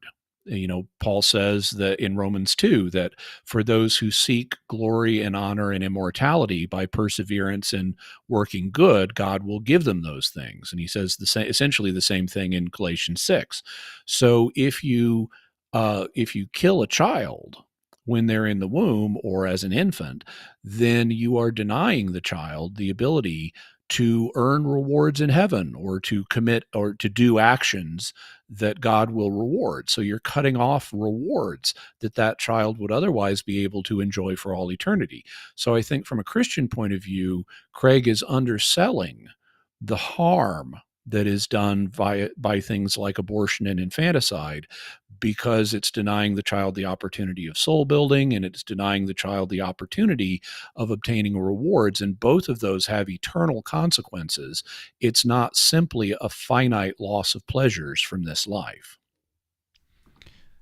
That does actually remind me of one of the arguments that is used in defense of the pro-life position. It's called, I can't remember the philosopher's name who sort of created it or came up with the argument. It's a future like ours. I can't remember. Marquis, I think. Do you know who I'm talking about? I'm not off the top of my head. Okay. Yeah, sorry, I had the wrong super chat up here. But anyways, we did actually receive a super chat, so let me get to that now. That's why I've got the scene up here from Tifer Forshin. Again, I don't know if I'm pronouncing this correctly, but forgive me if I'm not. He says, he or she, morality is objective but context dependent. Past actions once moral may now be immoral due to increased intellectual and physical resources. My initial response when reading this is it's still got to be consistent with God's loving nature, regardless of when it was commanded. Right. Mm-hmm. And so you might say that there is now an increase in intellectual and physical resources now that sort of changed the situation. So context is definitely important, but nevertheless, we'd still need to look at the actual context and figure out exactly what was going on back then that would have allowed God to command that. And when I say allow, I mean in the sense of like interpreting that in the sense of making it consistent with a being that is perfectly loving. Mm-hmm. So yeah, any thoughts on this super chat? Yeah, past actions that were once moral may now be immoral due to increased intellectual and physical resources. That's true. I can imagine examples. To give one illustration, suppose somebody has malaria and they're suffering incredibly and they may die. Okay, well, let's say it's 1850. It's 174 years ago, and we don't have a lot of great malarial treatments. Let's say the best one we have is drug X, and drug X will hopefully cure their malaria, but it's going to hurt like heck, and it has a lot of side effects that are bad. Well, in that circumstance, in order to cure the person's life-threatening malaria, I can give them drug X because it's the best thing I got to treat it. But now that we're in 2024, we've got drug Y, and drug Y will cure their malaria without any of the side effects and any of the pain and suffering that drug X would put them through. Now it would no longer be legitimate to give them drug X because we have drug Y, which is much better. And so I can see how giving drug X was moral because of the limitations of the time, but it's not moral now because we have different intellectual and physical resources. So I acknowledge that as a true principle, but I also acknowledge what you said, Cam, which is underlying that there is a fundamental principle of what's the most loving thing to do for this person in this situation.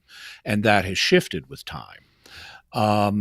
So I guess that's what my reaction would be.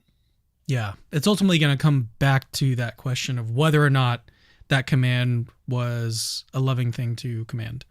Mm-hmm. So, all right, let's move on to the next clip. This one is, let me go ahead and pull up my scene here. This one is about the woman. What was her name again? Oh, Deanna. That actually killed. Yeah. So he mentions two women. Oh, he mentions one woman. The woman that Craig mentions is Andrea Yates, but he seems who killed her children in 2001. But I think he's misremembering the woman that Alex refers to killed her children in 2004 and said that God told her to do it. And that woman's name is Deanna Laney. Yeah, no, I think this was actually a good point to bring up from Alex here, and it's one of the more challenging pushbacks that he provides against Dr. Craig's view. But let's go ahead and play it, and then get some comments. But look, one of the things that Randal Rauser talks about as well is this example of someone who in 2004 committed infanticide, killed her own child. Yes. And says that she did so because she believed God was commanding her to. Now, it will be easy enough to just say, I just don't think God was commanding her to. But the question I want to ask is, given everything you've just said, how can we know this? Because generally, if I ask somebody, look, if God told you to shoot up a primary school, would you do it? And what they tend to say is something like, well, I wouldn't believe that was God because that runs against his nature. The problem is that sure, you might want to say that, just asking a mother to kill her child for no apparent reason might run against God's nature. It just seems to me that intuitively, if we didn't have this story in the Hebrew Bible, if the story of the Canaanites didn't exist, and we were speaking in the hypothetical, and I said, well, what if God told you to, I don't know, walk into somebody's land and not just drive them out, but if they refuse to go, to kill them, and then come back and kill the women and kill the children, and in fact kill the animals too, and if they leave the animals, they get punished for not killing the animals as well. What if he told you to do something like that? And I imagine the only thing somebody would be able to say is that, well, of course God wouldn't tell me to do that, and that's how I know that I wouldn't want to follow that command. But that's exactly what's happening here. So it leads us to a radical moral skepticism, in other words, is Rauser's critique. Oh, I don't think it does that. But notice what you're raising here now is an epistemological question, not a meta-ethical question. This is now no longer a question about whether or not it would be right or even obligatory to carry out such a command. The question now you're raising is an epistemic question about how could I be sure that God has in fact issued such a command. And in the case that you mentioned of Andrea Yates, this was a severely mentally disturbed woman who was hearing voices and was schizophrenic. And it might well be the case that epistemically, Alex, that no one would be justified today in thinking that God had issued such a command. It would be plausible to think that they ought to conclude that in fact they're hallucinatory or schizophrenic or mentally ill and go see a counselor. But that's an epistemic question about how did God communicate his revelation to Joshua and these Old Testament Israelites in such a self-authenticating way that there was no doubt that this was being commanded to them. So I think Craig is correct that Alex has asked an epistemic question, but I think that it is also playing a tactical function in the discussion of the morality of this, because what one could do from Alex's position is say, look, I'm very hesitant about your proposal that God could tell people to do this and that would make it all right. So if I'm going to entertain that proposal, then I need to see, well, how am I going to distinguish between a circumstance where God is really telling me it's all right or even obligatory to kill these people versus another situation where someone thinks that God is telling them, like in the case of Deanna Laney, but really is not. I mean, how do I distinguish between those? And if you can't give me a good way of distinguishing between them, if you can't give me an answer to that question epistemically, then I shouldn't even be entertaining your hypothesis morally, because it's going to lead to morally absurd results. So the way, and I think that— Or entertain his interpretation of that passage. Yeah. Which I think does get back to the sort of thing that we talked about right as Randall was leaving, is what sort of resources are open to you when you're interpreting some passage of Scripture.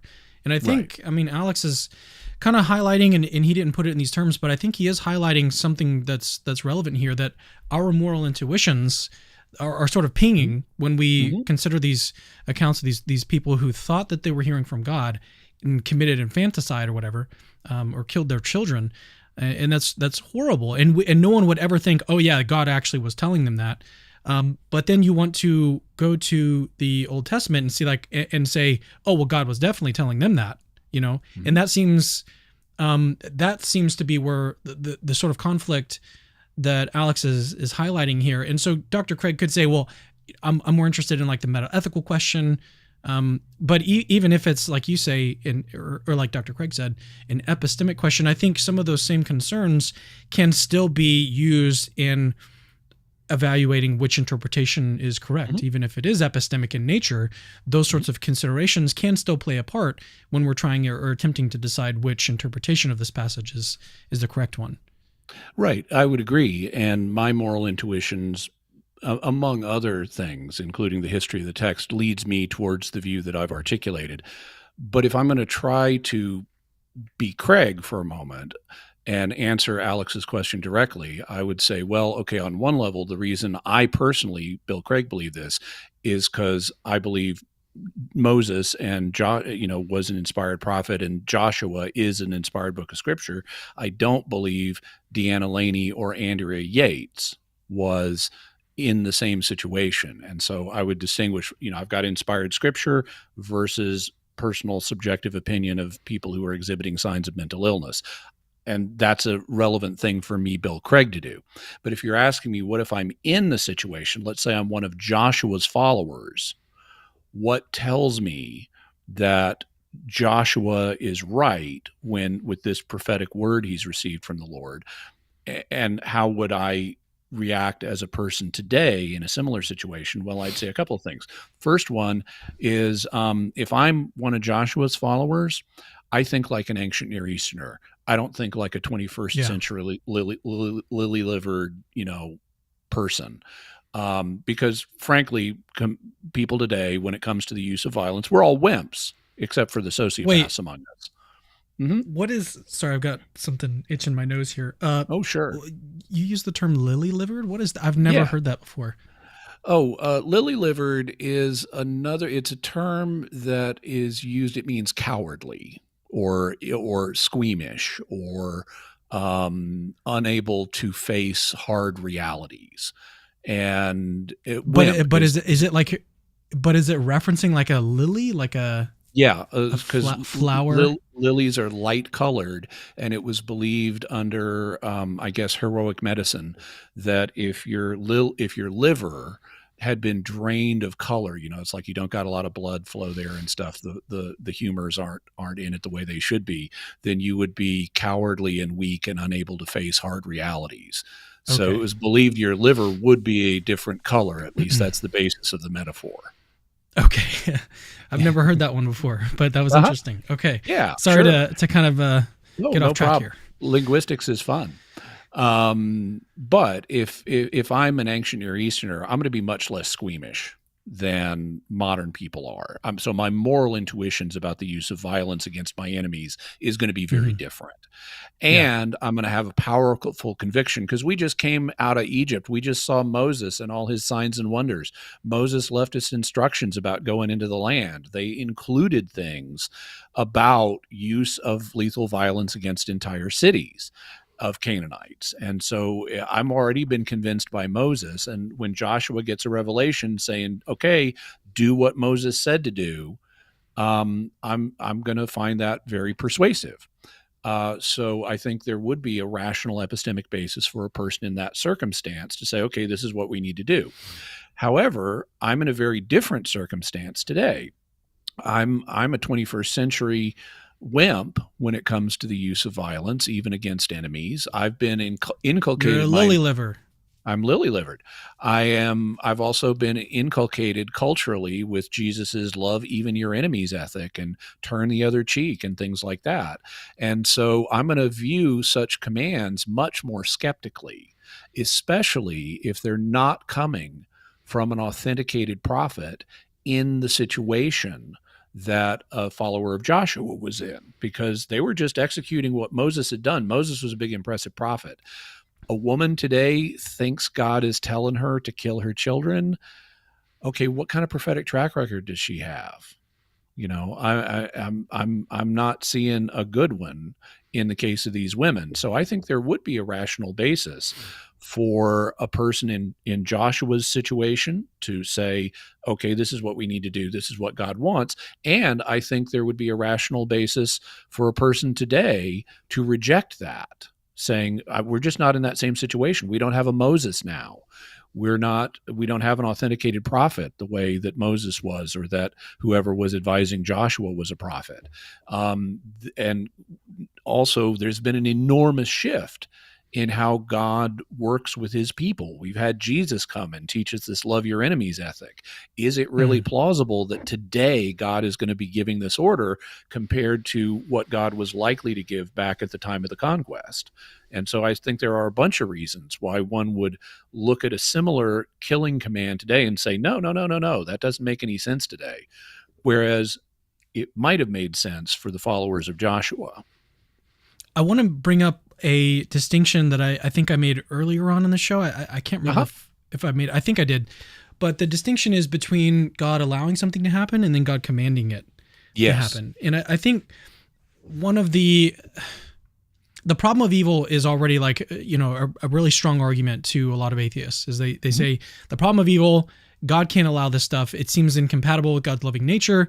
Some of them will say it's like legitimately evil. Other atheists who don't want to affirm objective morality will just say, we'll use this as a sort of internal critique. It's inconsistent with God's loving nature, right?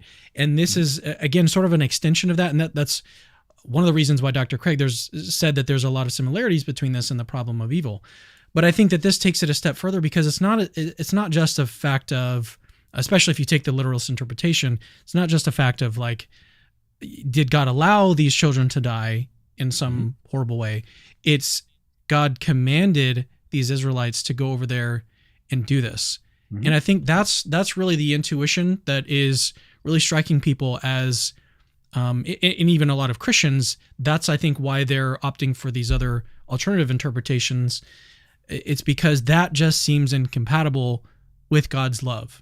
You might have some theodicy, some reason why God would allow bad things to happen, why God would allow it to happen, but you can't necessarily transfer those reasons to a situation where God is commanding some bad thing to happen, right? So I think that's again, kind of going back to Alex's point here. I think he is highlighting something that is relevant when we're trying to figure out which interpretation of these passages to favor, or at least what view to favor, right? You could even be a divine command theorist like Dr. Craig is, but then still prefer a different interpretation, an allegorical or spiritual interpretation of these passages. But yeah, feel free to share any thoughts on that, and then we'll move to the next clip. Yeah, one of the things that historically Christian theologians have been very comfortable with is the idea of God actively commanding physical evil. Now, God cannot command moral evil because that would implicate God in sin. But with a physical evil, Christian theologians for all the way down through history have been very comfortable saying, yeah, God commands physical evils because they're only physical. They're not moral. They're not wrong in and of themselves. So God could, for example, command somebody's death, either whether due to human causation or a disease or whatever it may be. Modern theologians in the last 150 years have become less comfortable with that. At least many of them have. And I understand that. I tend to want to think in terms of not of God commanding physical evils, but God allowing physical evils. And so like if someone today dies, I'm less inclined to say, oh, God determined it was this person's time, and so he caused this person to die. I would be more inclined to say God allowed this person to die. And that does have an impact because the ancient Israelites are definitely thinking in terms of God actively commanding things. But it's not always clear that those statements should be taken literally. For example, in one, and there are other ways of taking this text, but in one passage, it says that God caused David to take a census, but it was wrong for David to do so. So that even looks like God's endorsing moral evil. He's making David sin. But in another passage that parallels this and describes the same incident, it says, say either Satan or an enemy prompted David to take the census, and then God punished him for it. And that second passage is more open to, well, maybe God just allowed something to prompt David to take the census. He didn't actively command it. And so I think that because the Israelites tended to have this very active, muscular, God did this and commanded that language, when we read biblical passages, we have to be sensitive to the question of, well, how much of this is literal versus how much of it is God just allowed this to happen? And that's a complicating factor when we read biblical texts, especially in the Old Testament, because the Israelites wanted to make God sound like this macho, powerful, in-charge king who rules everything in his kingdom with literally a rod of iron and or figuratively a rod of iron. And so they wanted to use this language to build up God as a way of stressing his power.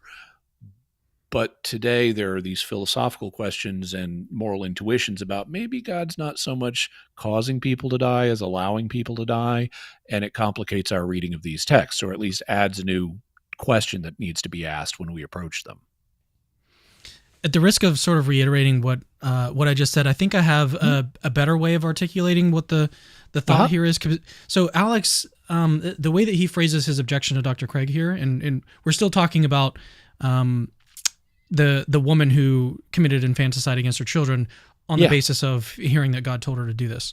And so if you're just joining us, that's what we're currently talking about. But Alex kind of posed it epistemologically, and Dr. Craig, I think, was right to point out that, like, hey, that's an epistemological question, but what I'm talking about is metaethics or interpretation or whatever else, or history.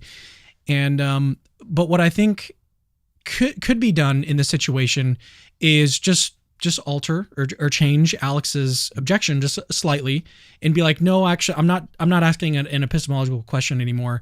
I'm actually making a point that is relevant to natural theology, which is that God can't command this certain type of action. And that is, I think, what is sort of behind the intuition that we have when we consider these accounts of these crazy people who have committed infanticide. The intuition behind that is God could never command something like that, or God couldn't even allow something like that to happen, someone to think that, or command that thing happened. And so then you just apply that consistently from that situation then to these Old Testament narratives and be like, so it's not a situation where you're addressing this alternate, it's not a question of like this epistemological question versus metaethics. You're instead highlighting this common theme that exists between these contemporary stories and this Old Testament narrative, and saying this same reason is being applied in both situations, and that's why we should have adopted this other interpretation. Maybe that's a stronger way of, I think, putting Alex's objection and then just kind of reiterating what I was saying earlier. Feel free to share any thoughts, otherwise we can move on.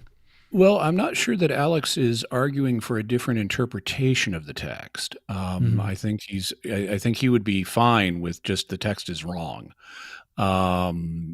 But if I'm Craig, what I would say to that is, okay, let me see if I can remember enough of what you said to be able to respond.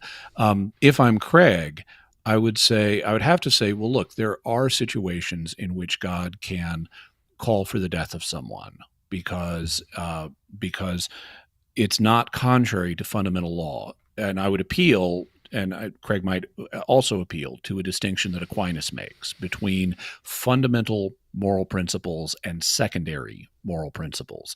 Fundamental moral principles are going to include, do good and avoid evil, for example. And from that, under most circumstances, we can draw the secondary conclusion, therefore do not kill innocent people.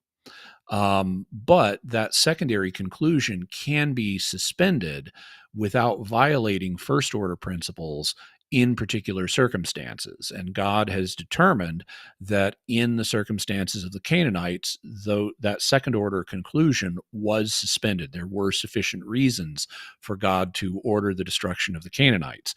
However, God has not made that determination today with respect to people like this. So I think that Craig could try to mount a defense to a challenge like this by biting the bullet and saying, yeah, God can sometimes command the death of innocent people.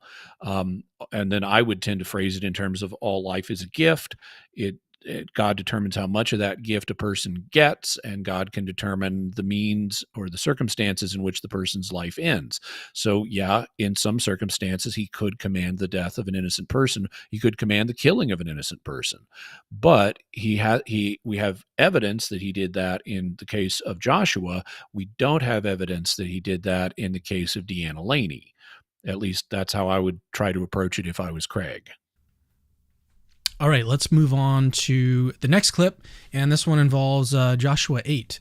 Why don't you actually go ahead and set this one up for us as I pull it up on the screen here? So at one point, they actually engage a scriptural text. Alex brings up Joshua 8, which is part of the conquest narrative.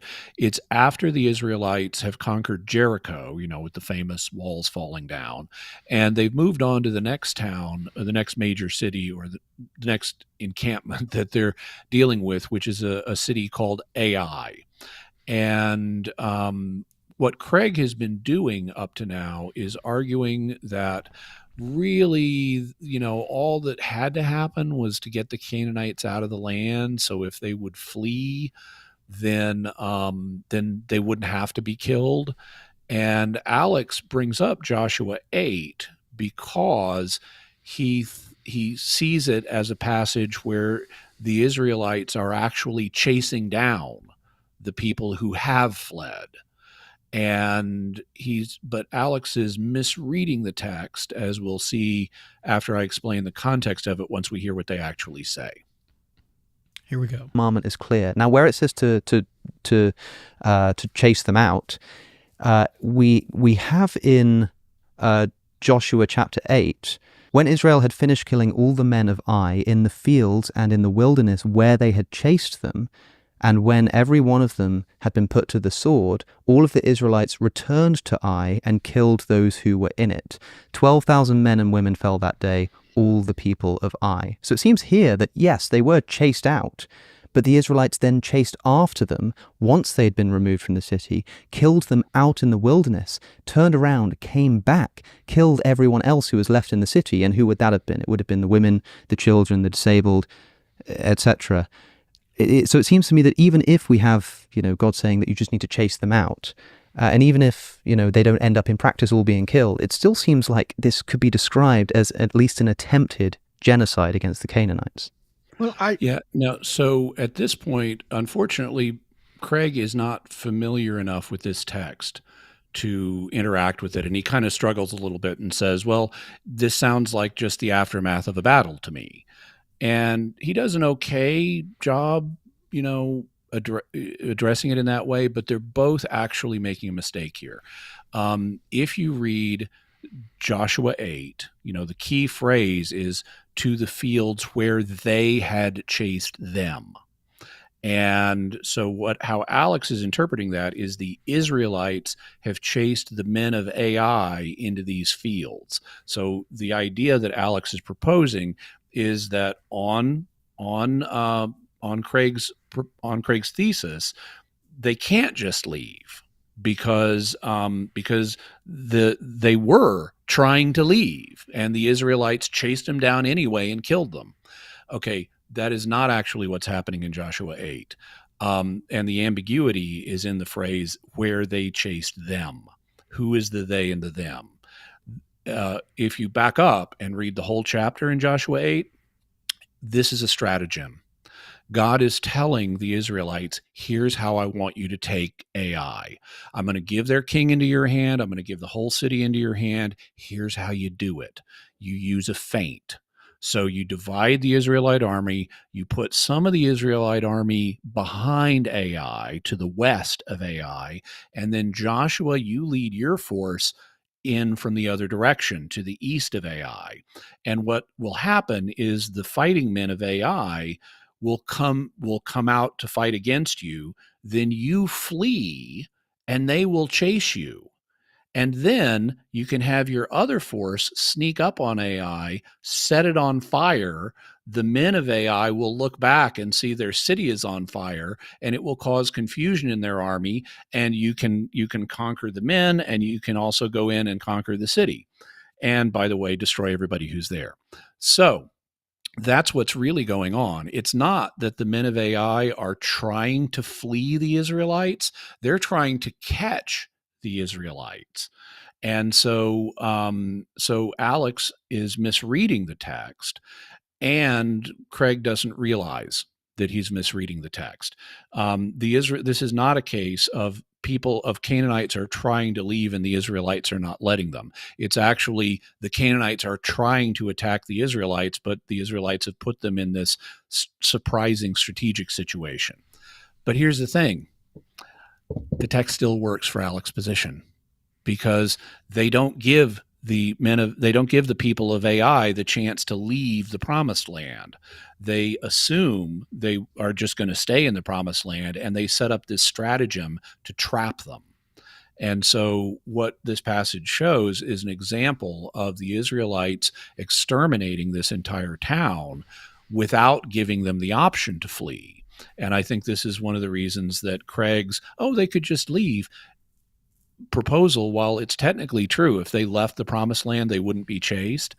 But I think that that's not really what's going on in the text. They're not really giving the Canaanites the opportunity to leave. They're just assuming they're going to stay and attacking them and trapping them strategically. Yeah, we've already talked about all the other aspects of this. So let's move on to 3 other clips. And these 3 are not necessarily strictly related to the topic that we've been discussing this entire time. So I'm actually going to save. Yeah, they're like you said, they're interlinked. They're definitely related. But the first one, science and philosophy, I'm going to save that one for last because it was, like I said, probably my favorite. Yeah, that's a separate subject. Super interesting first part of their discussion. But yeah, let's talk about the last 2. Yeah, the Dawkins one, and whether or not this is a good reason for him not to debate Dr. Craig. I think that would be good to turn to next here. So let's go ahead and do that. And that one happens about 101:12. Let me see if I can find that quickly. There we go. All right, here we go. In that case, do you think that Richard Dawkins, to wrap this up, to come full circle, is being completely irrational or understandably wrong, or maybe there's some truth in it if his worldview is correct? Yeah. Where do you land in terms of what he's doing when he makes this response, hearing everything you say, and say, I just don't want anything to do with you? What do you think? Okay, I mean, there's a lot of levels on which we can answer this.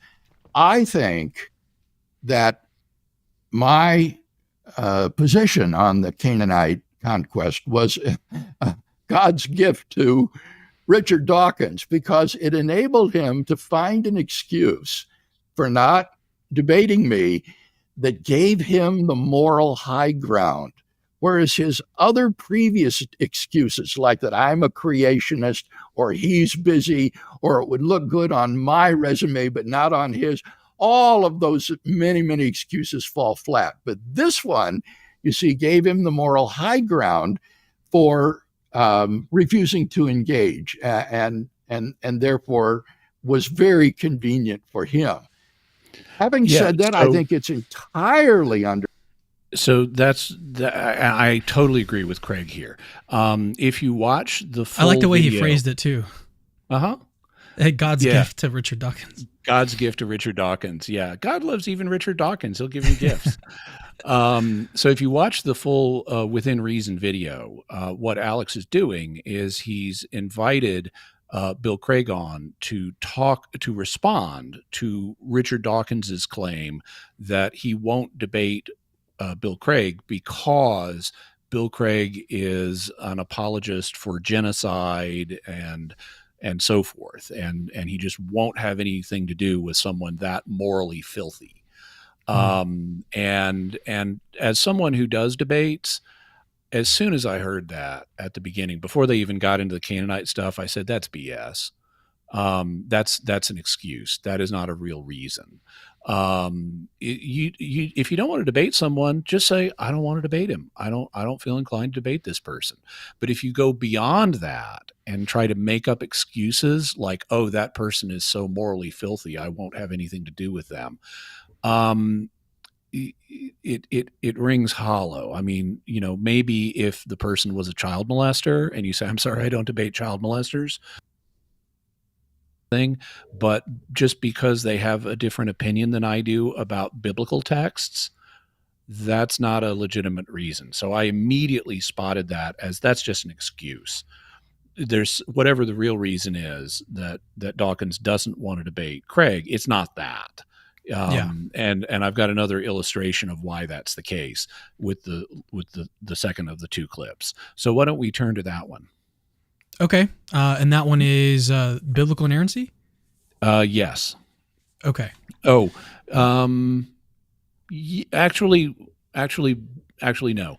Let me make my other point about that. So one of the things that I kept wondering, because a lot of this debate centered on Alex talking to Bill Craig about children and infants and how wrong it is to kill them.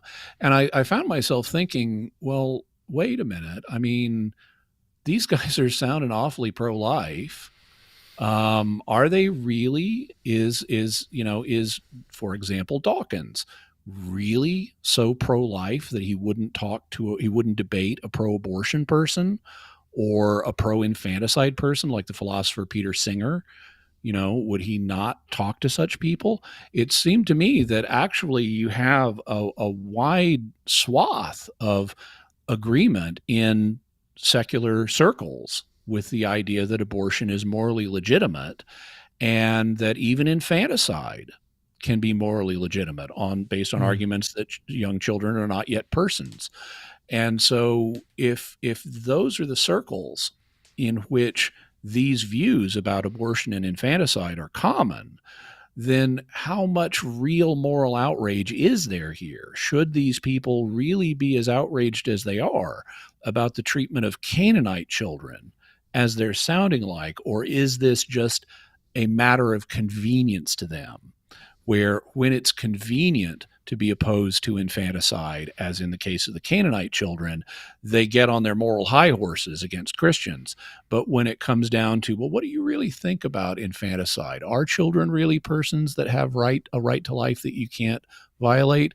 A lot of them are actually, well, technically, no, they don't. So it seems to me that a lot of this is really convenience and excuse making rather than principled moral objection to the things we're talking about. Yeah, I wonder if there'd be a way to steelman that and say something similar to the age of accountability. Like there is nevertheless an age at which these children, at least on their view, become persons. And so even then, like consistent with their own view, like say let's suppose that the age is like 3. Again, this is a really dumb view in my opinion. But let's just say that like the cutoff is like 3 years old. After 3 years old, these children become persons and they become valuable. They could nevertheless take issue with the children that were killed between, say, 3 and 11 or 3 and 15 or whatever that age group is. They could still express moral repugnance about the killing of that age group, right? So maybe they could express moral repugnance about the killing of the adult Canaanites. But that's not what they're doing when they're focusing on the kids. And it seems like when they focus on the kids, the young children, that they're generating outrage about something they're not outraged about in other contexts. So it seems to me that they're using tactics of convenience rather than principle there. Yeah, I mean that does kind of bring to mind something I've been thinking a while, which is that the how do I want to describe them? The left, I suppose. The left.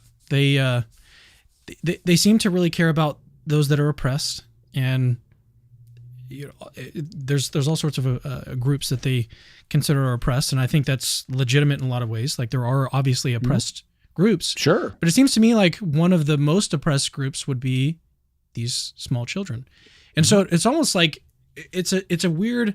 And I know that they would say the same thing about Republicans or people on the right, that there's inconsistencies in their own views. But it seems to me like this is one of the most glaring inconsistencies on their part, is that they claim to be very huge advocates for the oppressed. Yet when it comes to the unborn, like those people can just be oppressed all we want. We can oppress them as often as possible. So it just seems to me like that. Per what Randall was saying earlier, you dehumanize the people you want to kill. So they'll say, well, it's not a full human. Yeah. Not a fully human, or what I've heard most of the time is that they're not persons. I've even heard Christians say that they're not ensouled yet, right?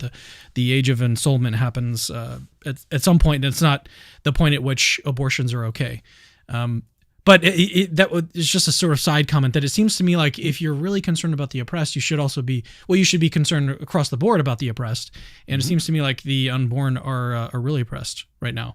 We're making progress, I think, toward alleviating that. It's not enough progress, but anyways, that's what sort of came to mind there. Yeah. Was there another clip that you wanted to discuss? I think here? I think the 105 clip will also address. It'll make two good points. One of which deals with why Dawkins doesn't want to debate. Okay, let me go ahead and pull that one up here. Well, I've told you how I feel about it, and I know that we're out of time.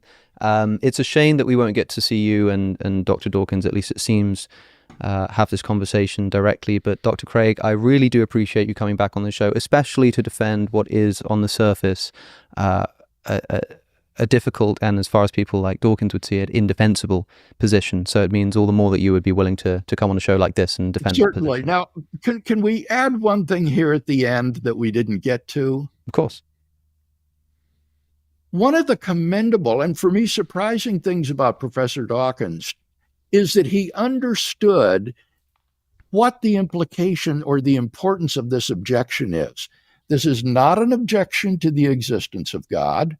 This is not an objection to the moral argument for God's existence. What is it an objection to? It's an objection to biblical inerrancy. And therefore, Dawkins will say, sophisticated theologians will say that this story in the Old Testament is simply false, that it's... See, I don't think that's true. It's not an objection to biblical inerrancy. It's an objection at most to a particular interpretation of the passage. Was that the point that you were going to make? I'm not sure. Well, there's just a little bit more to it. Either legendary or else Israel, carried away by its nationalistic fervor, thought that God had given them a divine command when they really hadn't.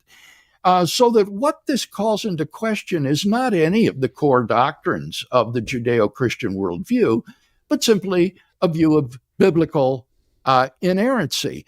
And I gathered from Dawkins' comments to you that he doesn't seem to think that that's really a very serious objection. I think that he's probably familiar with a lot of British Christians who are not committed to a doctrine of biblical inerrancy, and therefore don't feel that this affects the core tenets of a Judeo-Christian worldview.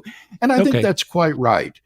So I agree. And they actually played a clip. Alex played a clip at the beginning of this of him talking to Richard Dawkins, where Dawkins does dismiss Craig by saying, oh, he's not like a real theologian who would say this story just never happened.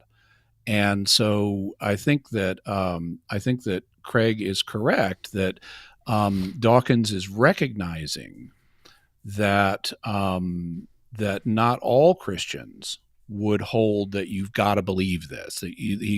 Dawkins recognizes not all Christians are going to take Craig's view, and he does presumably think better of Craig, or think better of people who disagree with Craig than he thinks of Craig. So I think Craig has something here, that this is really a question about either biblical literalism or biblical inerrancy or something like that. It's not about the core doctrines of Christianity. And I think it is important for people to realize that. And I also think that it's another illustration of a problem for Dawkins's claim that the reason he won't debate Craig is because Craig is so evil. If we're just talking about a question like, is this passage meant to be taken literally or accurate, or is it accurate? Yeah, but another thing that has sort of bothered me about this situation is that a lot of people express this sort of moral outrage, as Dawkins does, to Dr. Craig's view, but then they're just incapable of expressing like an actual philosophical objection to his view. Mm-hmm. And you can hear that like when Dawkins was on with Alex O'Connor, and I've heard him in the past, he really only just mentions this issue and then kind of sidesteps and doesn't really even talk about or interact with Dr. Craig's position on this. Mm-hmm. He doesn't provide some sort of philosophical analysis or theological analysis of his interpretation of these passages. He just kind of like, asserts that it's just immoral. And that's sort of bothered me too. I mean, I don't agree with Dr. Craig on this. maybe a shock to my audience that I don't agree with everything that Dr. Craig says, but shows independent bothered thinking. me. Yeah, well, it's bothered me that that people kind of dismiss it and they just express this sort of moral repugnance about it and then fail to actually deeply interact with his view, which I think is a lot more nuanced than people give credit for. And you've got to really get down into the weeds with him and figure out, give an actual objection to his view. And I'm failing to see that from Richard Dawkins.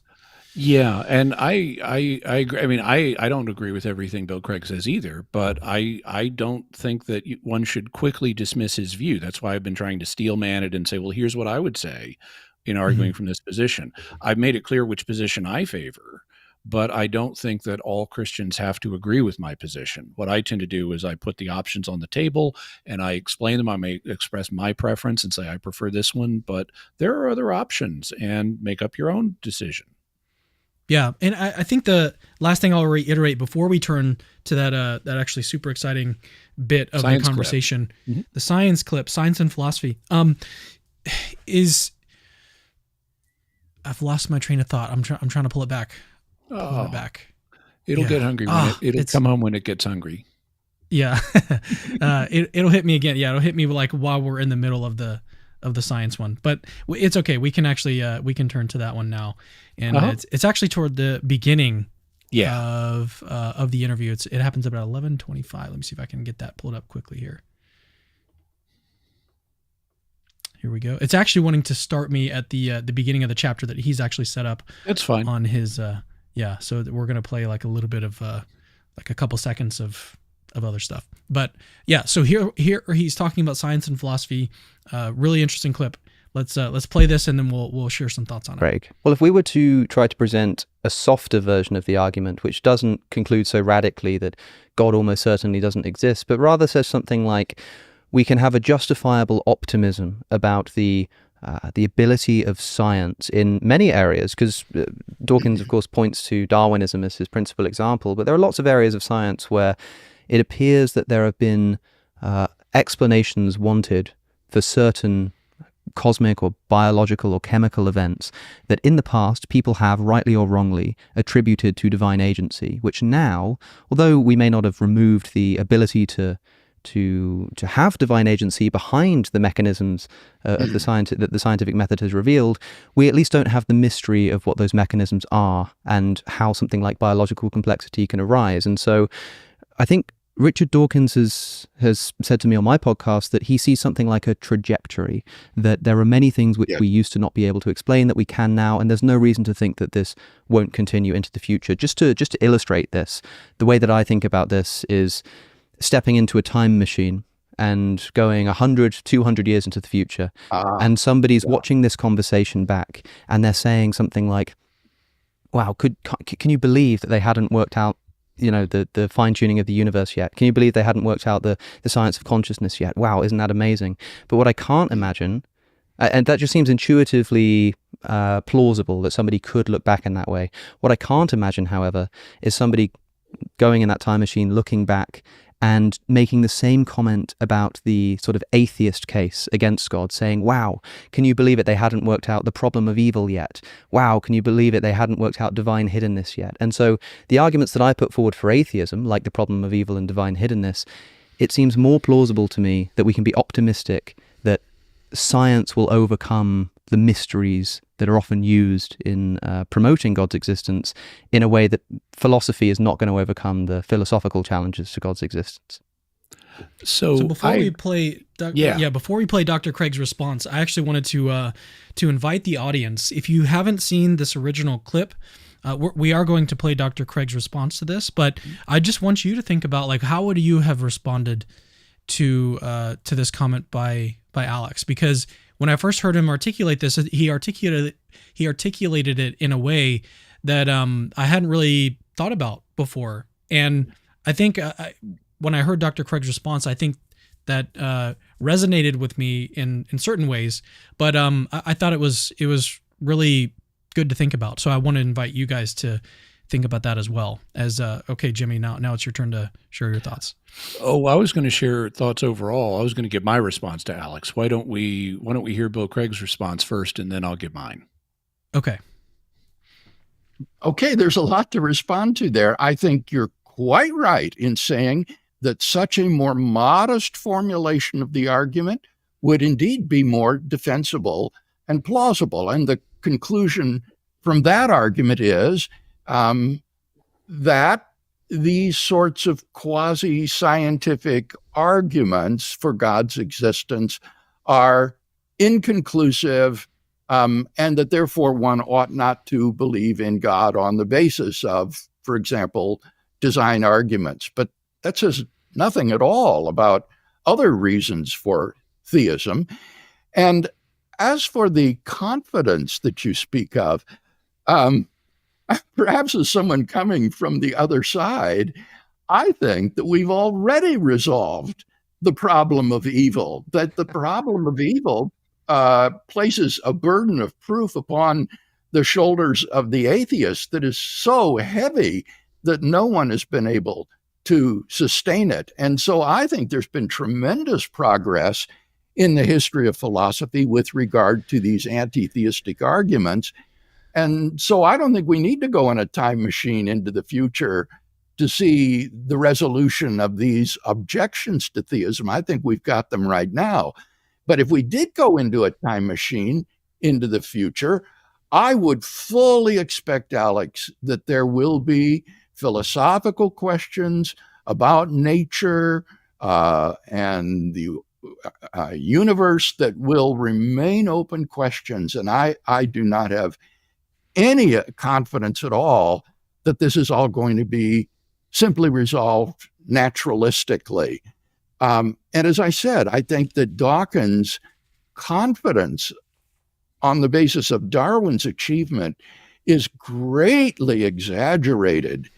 We can talk about that more if you want to, but I don't think that contemporary evolutionary theory bears that out at all. It's extremely controverted today, and therefore I think provides no good grounds for thinking that all of these difficult questions are about to be resolved. Yeah, go ahead. So I think that Craig said a bunch of really good stuff there, and I agree with him that I think that some of the philosophical. So we've got two issues here: scientific arguments for theism and philosophical arguments against theism. Those are the two things that Alex put on the table. And I think real quick, he did also mention. He did also mention the science of consciousness. He briefly mentioned that. I didn't actually catch that the first time, but he did mention consciousness, which I thought I'm going to bring that back. Yeah. Yeah, I thought that was strange, but yeah. Yeah. So on the philosophical side, he mentioned two arguments like problem of evil and problem of divine hiddenness. And I view divine hiddenness as just a subcase of the problem of evil. Well, at the beginning in the early 20th century and in the mid 20th century, you had, atheists proposing the problem of evil in a much more robust, confident way. The logical problem of evil. There's no way with these simple premises that Christians can get around this. And I think Craig is right that Christians have, to my mind, basically solved the problem of evil. They've defanged it of its. It's not to say it has no force today, but it has much less force than it used to. And its principal appeal is on emotional grounds now. When people suffer, that's when they find this argument, or when they think about suffering, that's when they find the problem of evil plausible. But logically, I think Craig's right. We've already solved it. I also agree with Craig that that if we get in a time machine and go 200 years forward, there will still be mysteries philosophically and scientifically that we don't know the answer to, that will be open questions. Where I would differ from Alex is on his appraisal of the science, because he named several different things and said if we got in a time machine and went 200 years or whatever in the future, we would have a scientific situation where science was no longer able to be used to argue in favor of a Christian worldview because things would have been resolved. And it's in that connection that he mentioned the problem of consciousness, where it's like, oh yeah, could you believe 200 years ago they didn't have the problem of consciousness solved, and so they would make arguments for God's existence based on consciousness and stuff. But now we know that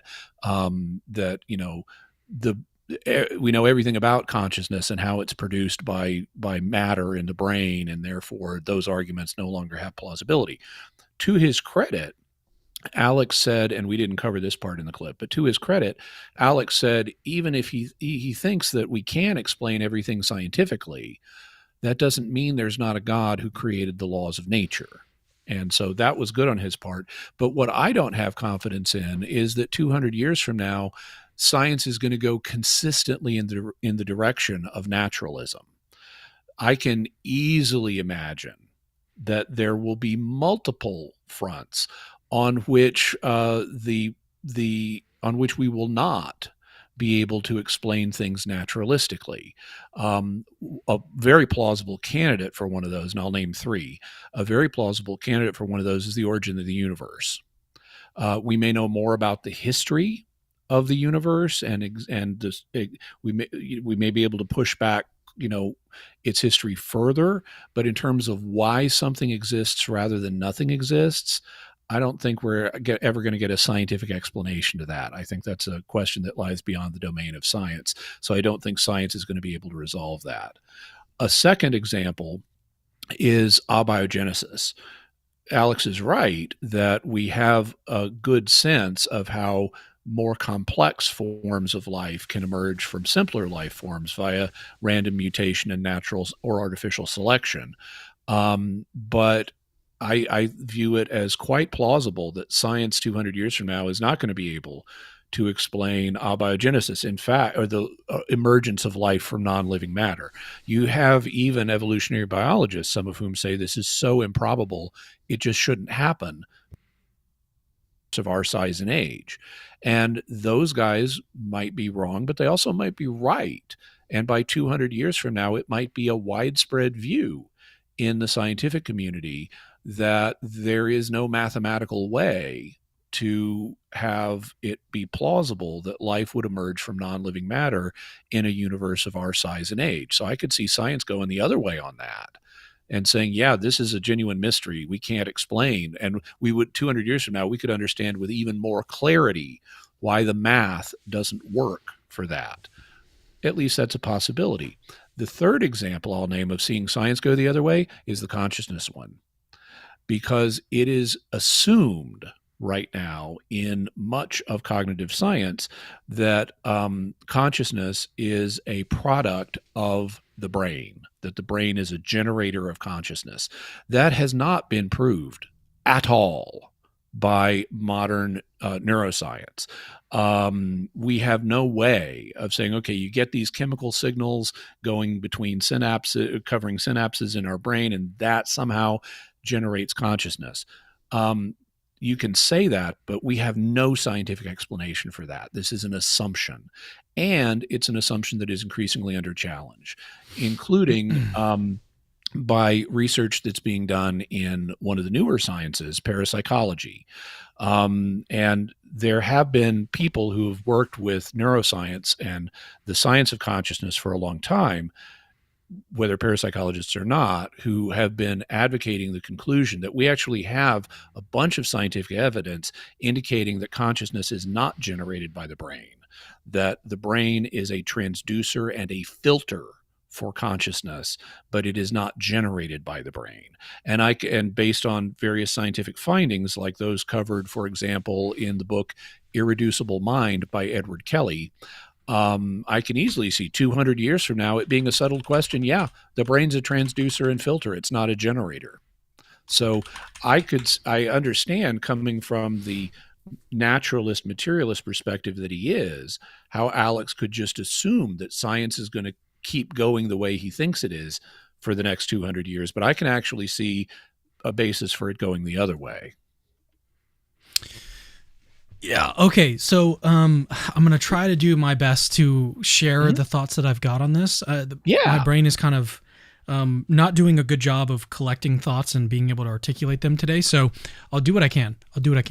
So I'm going to start with the atheological arguments first, the problem of evil and divine hiddenness. I'm mostly in agreement with you that the divine hiddenness argument is a subset of the problem of evil, and I think that's a very respectable view in the philosophy of religion. A lot of philosophers think that as well. I know that is actually controversial, so some people think that it's not a species, but I tend to agree that it is. There's just too many similarities there. So, and I think I also agree with Dr. Craig to an extent that the problem of evil, if it hasn't been completely solved, then a significant amount of progress has been made toward that end in at least two ways. So one way is that Alvin Plantinga, in his free will defense, has shown that the logical problem of evil, at least the version put forth by J.L. Mackie, has been resolved due to his free will defense. And I know that there are contemporary responses to Plantinga's thesis here, but his overall point is that there's a logical consistency between God's existence and the existence of evil. And he argued that with the free will defense, but there were other attempts at making those propositions compatible as well. But I think probably the most significant progress that's been made in on the subject of the problem of evil is what's been labeled as skeptical theism. And skeptical theism is actually, I think, what he doesn't like the term. Dr. Craig doesn't like to use the term skeptical theism, but that's the way that it's referred to in the literature. And basically, skeptical theism is a rejection of an inference that goes, if I can't see a reason that God would have to allow this instance of evil, then God probably doesn't have a reason. That's the inference that skeptical theists are skeptical of. They're skeptical that inference, they call them a no-seeing inference. I can't see it, so it's probably not there. That's the inference that skeptical theists are like, I don't know about that. And that's actually an inference that a lot of atheologians will make. They'll say, well, have you looked around? Have you seen, have you considered the various goods that might justify allowing some evil to occur? There doesn't seem to be one in this, and they'll point to the fawn, burning to death in the woods. There doesn't really seem to be a reason that God would have to allow that to occur. So then the inference is, I can't really see a reason, so probably God has no reason. But skeptical theists have come along and said, well, there's actually a whole bunch of reason to actually expect that we wouldn't be familiar with those reasons. Not only that we wouldn't be familiar with them, but we also may not even be able to acknowledge them. Even if it's come across our path, we may just be in a situation where we don't acknowledge that it is actually the reason that God has for permitting this evil in the world. So I think that response to the problem of evil has made significant progress. It's actually one of the most challenging responses that atheists have come across, and they are all over the place on how to respond to it. Some will argue that it leads to too much skepticism, and then theists have their responses to it. If I can point you in the direction of someone, if you'd like to look into that further, there's a friend of mine. He's been on the channel a few times. His name is Perry Hendricks, and he's sort of like the skeptical theism guy. He's younger. He's got a PhD. He's pretty funny too. I've actually known him for a very long time. He and I were actually active on the Reasonable Faith forums back in like the early 2010s. He went by a different name back then, but anyways, skeptical theism I use that. I interact with that in my treatments of the problem of evil, but I'd love to learn more about this gentleman. I've just taken down his name. Perry Hendricks, and his last name is not spelled like Jimi Hendrix. It's spelled CKS. Okay. So Perry Hendricks, he's great stuff on skeptical theism, and he's convinced that it's like, it sort of deals a death blow to the problem of evil. And the problem of evil is an argument from atheists, so atheists do have the burden of proof in that argument, and then skeptical theists will just be like, well, you haven't shouldered your burden of proof. And if you've heard Craig talk about like, and he, I think, even mentions it in this clip with Alex, is that atheists just haven't been able to meet their burden of proof here. And I think the skeptical theists have made pretty much a similar point here, is that they'll appeal to this inference, but that inference is not a good inference, and so you can't appeal to it when trying to defend the problem of evil. But then what do you have if you don't have that inference? So I think that the significant amount of progress has been made, and atheists haven't really adequately dealt with that objection. So I think I'm in agreement largely with Dr. Craig on this. Now, that being said, like I some days I'm a skeptical theist, some days I'm not. I think in addition to skeptical theism, I think that there's a really good theodicy that I won't go into much detail here.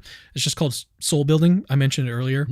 I think it's a really, really, really solid theodicy that explains why God allows the suffering in the world, and it can be extended to also explain why animals suffer. So there's a lot there, and I think that also is a marker for progress in the philosophy of atheism. Okay, so that was a long-winded way of responding to the atheological point. So on the topic of science and Christianity, and are we going to fast forward 200 years and then science has just revealed all of this knowledge? So one thing I think that's important here to point out is that science, if we can even say that there are such things as scientific explanations, what they do is they appeal to laws of nature in their explanations. So they start with certain conditions, and then they couple that with laws of nature. And once you get those initial conditions and then you let the laws of nature sort of take over, that's what explains what we see in the world. Okay. So scientific explanations require scientific laws or laws of nature in order to even constitute an explanation. But when it comes to something like the beginning of the universe, we're talking about the beginning of these laws. So you can't appeal to some sort of explanation that is appealing to laws that maybe pre-existed those laws. We're talking about the beginning of those laws at all. And there's even a fine-tuning argument that appeals to something similar. So some people think that eventually, like, we're going to explain why the cosmological constant has the value that it does. We're going to explain why the gravitational constant has the value that it does. And we're going to find one sort of unified law that explains these various constants.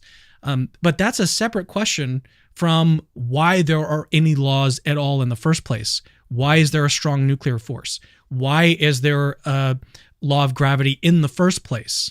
And so that question is not going to be explained by science, because science, again, appeals to or uses the laws of nature in order to generate these explanations at all. So if you don't have those, you have no scientific explanation. So science can't, in principle, explain why there are any laws in the first place. So I don't think that that's going to, in 200 years, we're not going to have some scientific explanation why there are any laws of nature, because it's impossible. It's impossible to do that. I think I have something else to say, but feel free. Yeah. Well, I was just going to say, I think Alex acknowledged that. He said we couldn't eliminate, even if we have all these explanations scientifically for various phenomena in nature, that wouldn't rule out God as the cause of all those laws. Mm-hmm. But it would mean that you couldn't appeal to things like fine-tuning or human consciousness as arguments for God. Mm-hmm. Yeah. So I mentioned that in Robin Collins' contribution to the Blackwell Companion to Natural Theology, he writes the essay or chapter on fine-tuning, and he presents sort of two types of fine-tuning. So one of them is like the constants, the actual numbers that you plug into the equations when you're thinking about the cosmological constant or the gravitational constant. Those actual numbers, that's one type of fine-tuning. But then the other type of fine-tuning is just the laws themselves. We have to have this specific set of laws finely tuned in order to even have a universe that might permit life. So I think that you could still qualify the laws of nature themselves, like the set of laws that have to exist for life. I think that you could still qualify that as a sort of fine-tuning argument, which would still sort of undercut Alex's point here. But as it relates to consciousness, suppose that we do have the laws, suppose that the scientific laws are there, you might then think, well, we could, at least with respect to consciousness, we could appeal to initial conditions and some set of physical laws of nature that would explain the emergence of consciousness. Because, in at least the case of consciousness, we're not talking about the origination of the laws. We're just talking about the origination of consciousness. But I think that what you're going to run up against with respect to consciousness is a sort of building problem, or a construction problem, as Josh Rasmussen puts it. So in here, maybe an analogy to think about would be, there's no, like, you can't take so suppose that your initial conditions are a set of blue bricks, and then like there's no set or law of nature that you're going to discover that would then explain how you could arrive at a phenomena of a red brick wall using the initial conditions of blue brick building blocks. Okay, so that's a sort of construction error, that you can't build a red wall from a set or initial conditions of blue building blocks. And so and then the analogy would just be that when it comes to consciousness, when you build from building blocks of like non-mind material, you're not going to be able to arrange those in a certain way and then apply some sort of law of nature that's going to then get you consciousness or something that has a mind, because you have the wrong building blocks to build from. And so I think that's what I think they are going to face. And that's one of the reasons why I don't think that AI is ever going to be conscious, because it's not, you can't build something conscious from non-conscious material or like code or anything like that. It's just impossible because of this sort of construction error. So I think those, so it's a long-winded way of saying that I basically agree with Dr. Craig. I don't think that fast forward 200 years, we're going to have answers to these scientific problems. If you even want to categorize them as scientific, I'd even talked about like the definition of science, because I think, once we actually define what we mean by like a scientific explanation, if we broaden it enough, and I think we should, then we're just going to be talking about philosophy and philosophical arguments. But anyways, long-winded way of saying that I pretty much agree with Dr. Craig here. But it's super interesting stuff to think about. Yeah. Any thoughts, or should we wrap things up? Well, no, I agree. I just think Alex would be surprised. I don't think everything is going to continue to go in science in terms of a naturalistic explanation for everything. I think there is emerging evidence for not everything can be explained naturalistically, and it's actually the opposite. So I can see naturalism, even though it's the dominant philosophy today among scientists, I can see naturalism falling to where it will not be a default assumption in the future. And I don't think this would, like, we wouldn't categorize this as like a scientific phenomenon or anything like that. That's another thing I like about Swinburne, how he distinguishes between scientific and personal explanations. But like when it comes to miracles, like supernatural miracle accounts and demonic accounts, I actually think that science has no like hope of explaining those accounts, especially like if there is some, say in 200 years we have some exorcism that has been filmed, and we can like verify that the film is like genuine. I know that AI is kind of calling that into question these days, but suppose that we could, like, I can imagine there are measures like now a miracle or demonic, Yeah, there are measures now to get around that problem where you have authenticated, like, single source recording on modifiable video that AI, as long as you've got the provenance, you can show this is not the product of AI. So I think that's a technological challenge that can be solved. But I guess the point is just that, even if science could resolve these other issues, which it can't resolve the construction error, and it can't resolve like why there are any laws or this set of laws in the first place. It can't do that. But then what do you do with like these other things that might pop up, in 100 years, in 200 years? There might be some miracle that's captured on camera. Just like there are some now, like the miracle of Zaytun. So there's already stuff to contend with and deal with that science may be, like you said, naturalism might just be taking a backseat in a couple hundred years. So yeah, that's something. Actually, before we began the live stream, Russell asked me, what do you say to someone who challenges the idea, like whether parapsychology is really a Randall. science? I don't know who you were referring to. Yeah, what did I say? What did I say? You said Russell, which I think was a mixture of Randall and Rauser. That could well be. But anyway, Randall asked me, what do you say to someone who says like parapsychology is not a science? And I answered, I asked the person, have they read any peer-reviewed parapsychological papers? because there are journals publishing these. They are genuinely scientific. They have scientific results, and they point in the direction of materialism or materialistic naturalism being false. And as what are you going to do Max with that, Planck, naturalists? Yeah, and as I want to say, Max Planck said, science progresses one funeral at a time. So 200 years from now, the naturalists may have had their own personal Darwin Award ceremony, and we may have a completely different scientific paradigm that isn't based on naturalism. We could also be visited by some alien species that are Christian. We could. I was also the naturalist. I was going to say we could also have aliens come down and just tell the naturalists they're wrong. Yeah, that's the thing. Yeah, about which actually it's hard, especially about yeah. No, there are some atheists. There's Emerson Green. What is his? Do you know who I'm talking about? Emerson Green. Yeah, I know him. Yeah. Yeah. He's got a great Twitter, and I've met him in person a couple times. He's awesome. But yeah, he talks about the fact that is he agnostic or atheist? I think he's agnostic, but he is interested in alien stuff and had me on to talk about aliens. Yes. Yeah. And one of the things that I've seen him mention on Twitter, maybe he mentioned it with you in your interview with him, is that if there were aliens and they believed in God, then he would pretty much become a theist. That would serve as really good evidence for him.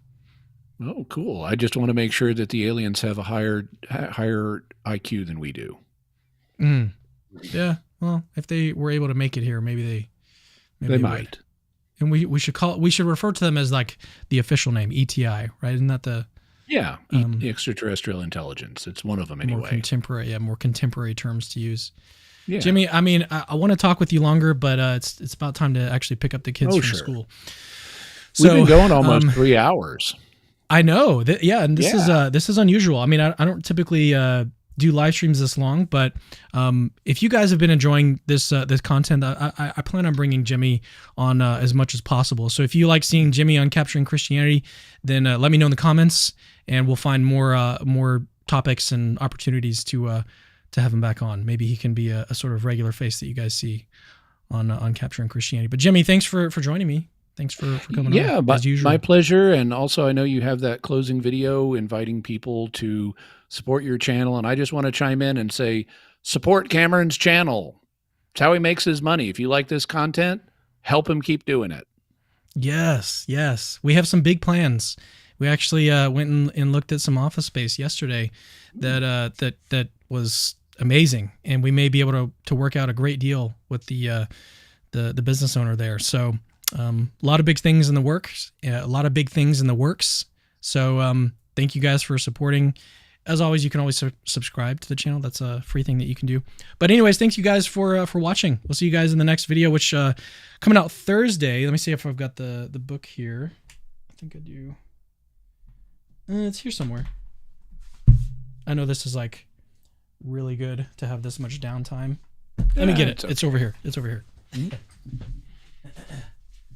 This is what I'm talking about on Thursday with Patrick The Best Flynn. Argument for God. Have you read this? No, I haven't.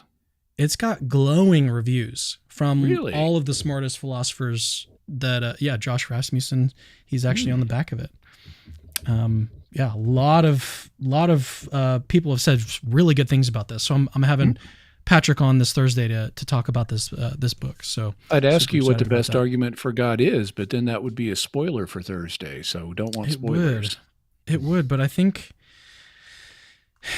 it's gonna be great. Anyways, thank you guys for tuning in. Jimmy, as always, thanks for being here, and I'll see you guys in the next video. See you guys soon. Hey, it's me again. Actually, don't leave yet. I've got something super, super important to tell you. So first of all, you're awesome. You just watched a really, really long video just now, and you're still watching it.